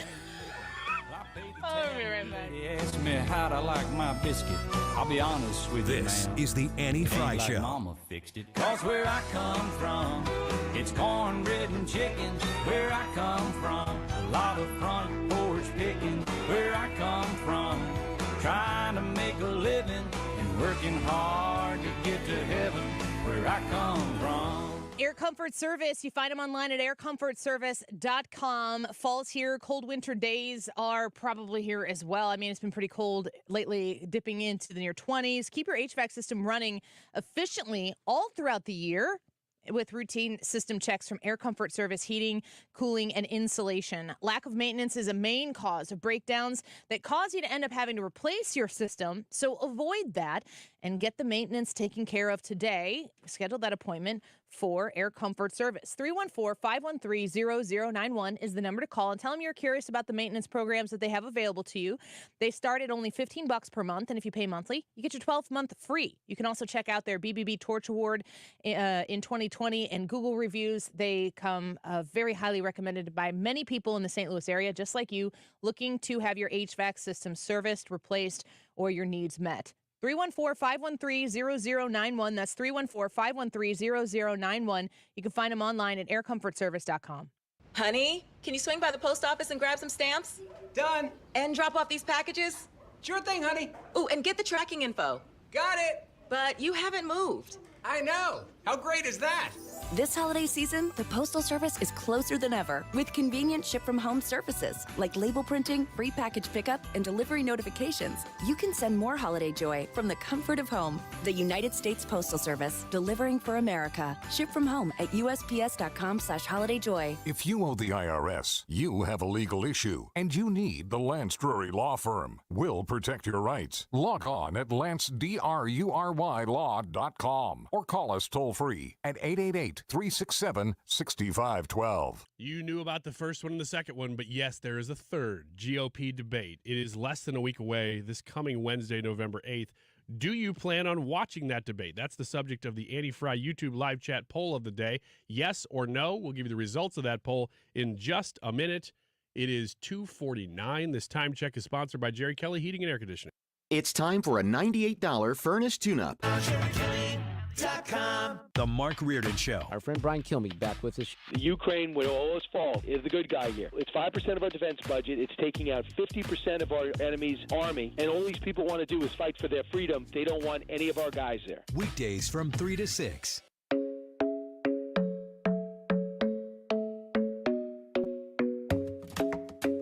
This is the Annie Frey Show. Find the podcast, on-demand audio, and more at 971talk.com/Annie. Me and my friends at the table doing shots, tripping fast, and then we talk slow. And you come over and start up a conversation with just me, and trust me, I'll give it a chance. Now take my hand, stop it, and the man on the jukebox, and then we start to dance. And now I'm singing like, girl, you know I want your love. Your love was handmade for somebody like me. Come on now, follow my lead. I may be crazy, don't mind me. Say, boy, let's not talk too much. Grab on my waist and put that body on me. Come on now, follow my lead. Come on now, follow my lead. Welcome back to the Annie Frey Show. We appreciate you being with us. It's been a fun show so far. We've had Hans von Spakovsky at 12:25. We were talking about the 10% for the big guy, the check that they have the copy of right now that came signed by Sarah Biden, which is Joe Biden's brother, James, his wife. And you can follow the path exactly where that money came from. And when $400,000 comes from a joint venture between China and Hunter Biden and gets passed through several entities that are connected to Hunter Biden and James Biden, $400,000 comes out of the joint venture to them. $40,000 goes to Joe Biden. 10% for the big guy. I don't math too often here on the show, but I think that math is pretty simple. And I think that the smoking gun is becoming more apparent for a lot of people who are questioning what's going on. So we talked to Hans von Spakovsky about that at 12:25. We had Professor Victor Davis Hanson on the Annie Frey Show for the first time at 1:25 and had a really interesting conversation with him about what's going on in the Middle East between Israel and Hamas and the Palestinian protests that are taking place in America on college campuses. And I found his comments there to be very enlightening about how a lot of this culture has brought us to this very moment in time. So check it out on the Annie Frey Show podcast when you get a minute. What did you think about Victor Davis Hanson's points that he made. That man is. I'm gonna have to go back and listen to it again because he is so intelligent, and he brings up very, very well thought out points. You can tell whenever you listen to him, he's not just talking about something off the top of his head. He has really thought this through. But the thing that surprised me the most, and he said it right at the beginning, he says, "Oh, how could we have not seen this coming?" And then he explained what we had been doing in university systems that allowed for such an attitude to take hold. Yeah, it was a pleasure to speak with him. Did you get to listen to that interview, Ryan? Or I basically heard the part that Brad was talking about, and then somebody came in my office. Mm-hmm. But I agree. It was actually very interesting to hear him after. It's like a lot of these people, you see them on national news and things, and then you hear him talking to you, and you're like, oh yeah, that's the same guy. And he's so soft spoken and so just willing to let his points kind of make themselves. He's just saying, well, here's the truth, and you go, I agree. Real quick before we get to the results of the YouTube live chat poll, will you watch the next GOP debate? It is next Wednesday from 8 to 10 p.m. NBC News is hosting it. We want to know if it's on your priority list. And you can go to the Annie Frey YouTube channel and you can vote there. And CNBC did a story here. I want to get to this. People with poor speech etiquette always use these 7 rude phrases, according to a public speaking expert. Some of these are kind of funny because you're like, I don't think I say that all the time. And other ones, I went through this and I'm like, yes, this drives me crazy. The first one is, again, these are people with poor speech etiquette always use these 7 rude phrases. Number 1 is, do you want to, ... Aren't you going, huh? I think I say that all the time. CNBC says the phrase is great when you're offering someone a choice. Do you want to go to lunch with me? But as a way of delivering orders. Do you want to take out the trash? Yeah. Its indirect fake politeness comes across as belittling. Yes. That makes sense. Yep. I get it. Yeah. That's actually a pet peeve of mine. When people, do you want to? And then they're like they're offering me the opportunity to choose something that they want me to do. I don't like that at all. Wouldn't you just rather be like, hey, can you do this for me? Yes, just say it. Mm-hmm. Number 2, here's the thing. That's the phrase. I'm not going to tell you what it is. Oh, yeah, I kind of was thinking. CNBC reports this phrase insists that whatever follows be the final, authoritative take on the subject at hand. Even when used inadvertently, it can sound a bit self-important. Truly authoritative people don't tend to waste time on throat-clearing statements. Does that include look? Here's the thing. No, here's the thing. Here's the thing. But go watch cable news for an evening. And watch how many people who are political pundits say, here's the thing. Or maybe look, but we can get to that. Number 3, this is why we're doing this on the air, right? It drives me crazy. In recent years, it's become normalized for this pushy rhetorical nudge to follow questions, especially in interviews with athletes and politicians. This is the most important stretch of the season, right? Or we've never seen a circumstance like this, right? At best, it's a useless bit of filter, but it can also feel like a manipulative insistence upon agreement. And yes, that's exactly right. Right? Yeah, I got to stop doing that. I do it all the time. I know, right? That's the way I do it. Well, I've even heard it used in a way that's like attempting to belittle the person for even asking the question. Well, this is the most important part of the season, right?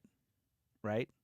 Yeah, and then you're not answering the question. You're agreeing or disagreeing, which seems ridiculous. I know, right? 4, well, figure out a way. The phrase is a conversation ender. It's mean. While it's important to delegate, leadership demands that if an employee needs help or tries to communicate about a roadblock, your job is to help them work through it, not to insult them. What to say instead? Warmer language and an open approach will always encourage better exploration of solutions. A simple shift might be able to say, well, let's talk about it and figure out a way. I'm just thinking about the soft millennial Gen Zer who's like, talk to me nicer when you tell me what to do, boss. And the boss is like, figure it out. Number 5, it is what it is. Number 6, obviously. Number 7, if you want my honest opinion, or I was just joking. So that's the list of things that people say inadvertently in a rude way. The YouTube live chat poll for today. Will you watch the next GOP debate? Yes or no, Ryan? Yeah, I will. Brad? Yes. Leah? Yeah. I will as well, but we're all nerds here. Will you watch the next GOP debate with 224 votes? 60% of you say no. Yeah, that's fine. And, I mean, we're talking about, like, super fans here. We're talking about the people who care. We'll have the highlights for you for sure the day after. And we'll wait and see what we think about it the closer we get. But I know a lot of people aren't going to be as interested in this. They kind of got their minds made up. I'm glad it's on NBC. Yeah, it'll be a change of pace. Mark Reardon Show, up next. Hey, it's Mark Reardon. Yesterday during my show, there was a shooting basically across the street from the studio. Not a lot of attention on this. We're going to shed a little light on it coming up after Fox News. Hi, this is Brian with Velocity Home Buyers, and I buy houses cash. If you own a house and want to sell it fast at a fair price, call me at 314-782-3333. I can pay cash and close in as little as 7 days. I buy houses in any condition and any price range in the St. Louis area. I'm a private real estate investor who buys several houses a month, and I want to buy more.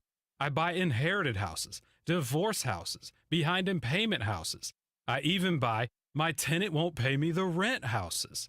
Do you own a house that needs updating, but you don't have the time or money for it? Great, because I love buying outdated houses. I buy vacant houses, job relocation houses, and foreclosure houses. If you own a house and want to sell it fast, call me at 314-782-3333. That's 314-782-3333. ClassicKitchenRefacing.com. Go check out how to remake your kitchen for considerably less. If you've been thinking about trying to go in and modernize your kitchen and you're so sick of the countertops that are in your kitchen, maybe they've been in there for maybe 30 years, 40 years, and you're like, it's time for a refresh, and you're ready to make the investment, and you've looked into it, it can get really pricey really fast. Classic Kitchen Refacing has a solution for you. When you call 314-739-1730, that's 314-739-1730, you're going to talk with this family-owned and operated business that is going to help you save on your kitchen remodel by refacing your cabinets and giving them a beautiful wood or paint color finish, adding new hinges and pulls to your kitchen, and then a beautiful backsplash that complements those brand new Cambria quartz countertops. It is stunning what they can do in your home. They're a phone call away. 314-739-1730, or join them in St. Anne online at ClassicKitchenRefacing.com. If you own a business, you want to demo your products, you want to make that critical networking connection that your business needs to grow, and you want to talk to decision makers, you can do that all in one day. Just block off November 8th and be at the St. Charles Convention Center for the last St. Louis Business Expo of 2023. It's the largest B2B expo in Missouri. You can meet vendors, get marketing and other help with free seminars, and join in the largest speed networking event in the area. It is free to attend, but you gotta RSVP. So do it now at stlexpo.com. stlexpo.com. Mark Cox here. If you're nearing retirement or already retired, call my friends Thomas Helbig and Bob Kershaw with the Retirement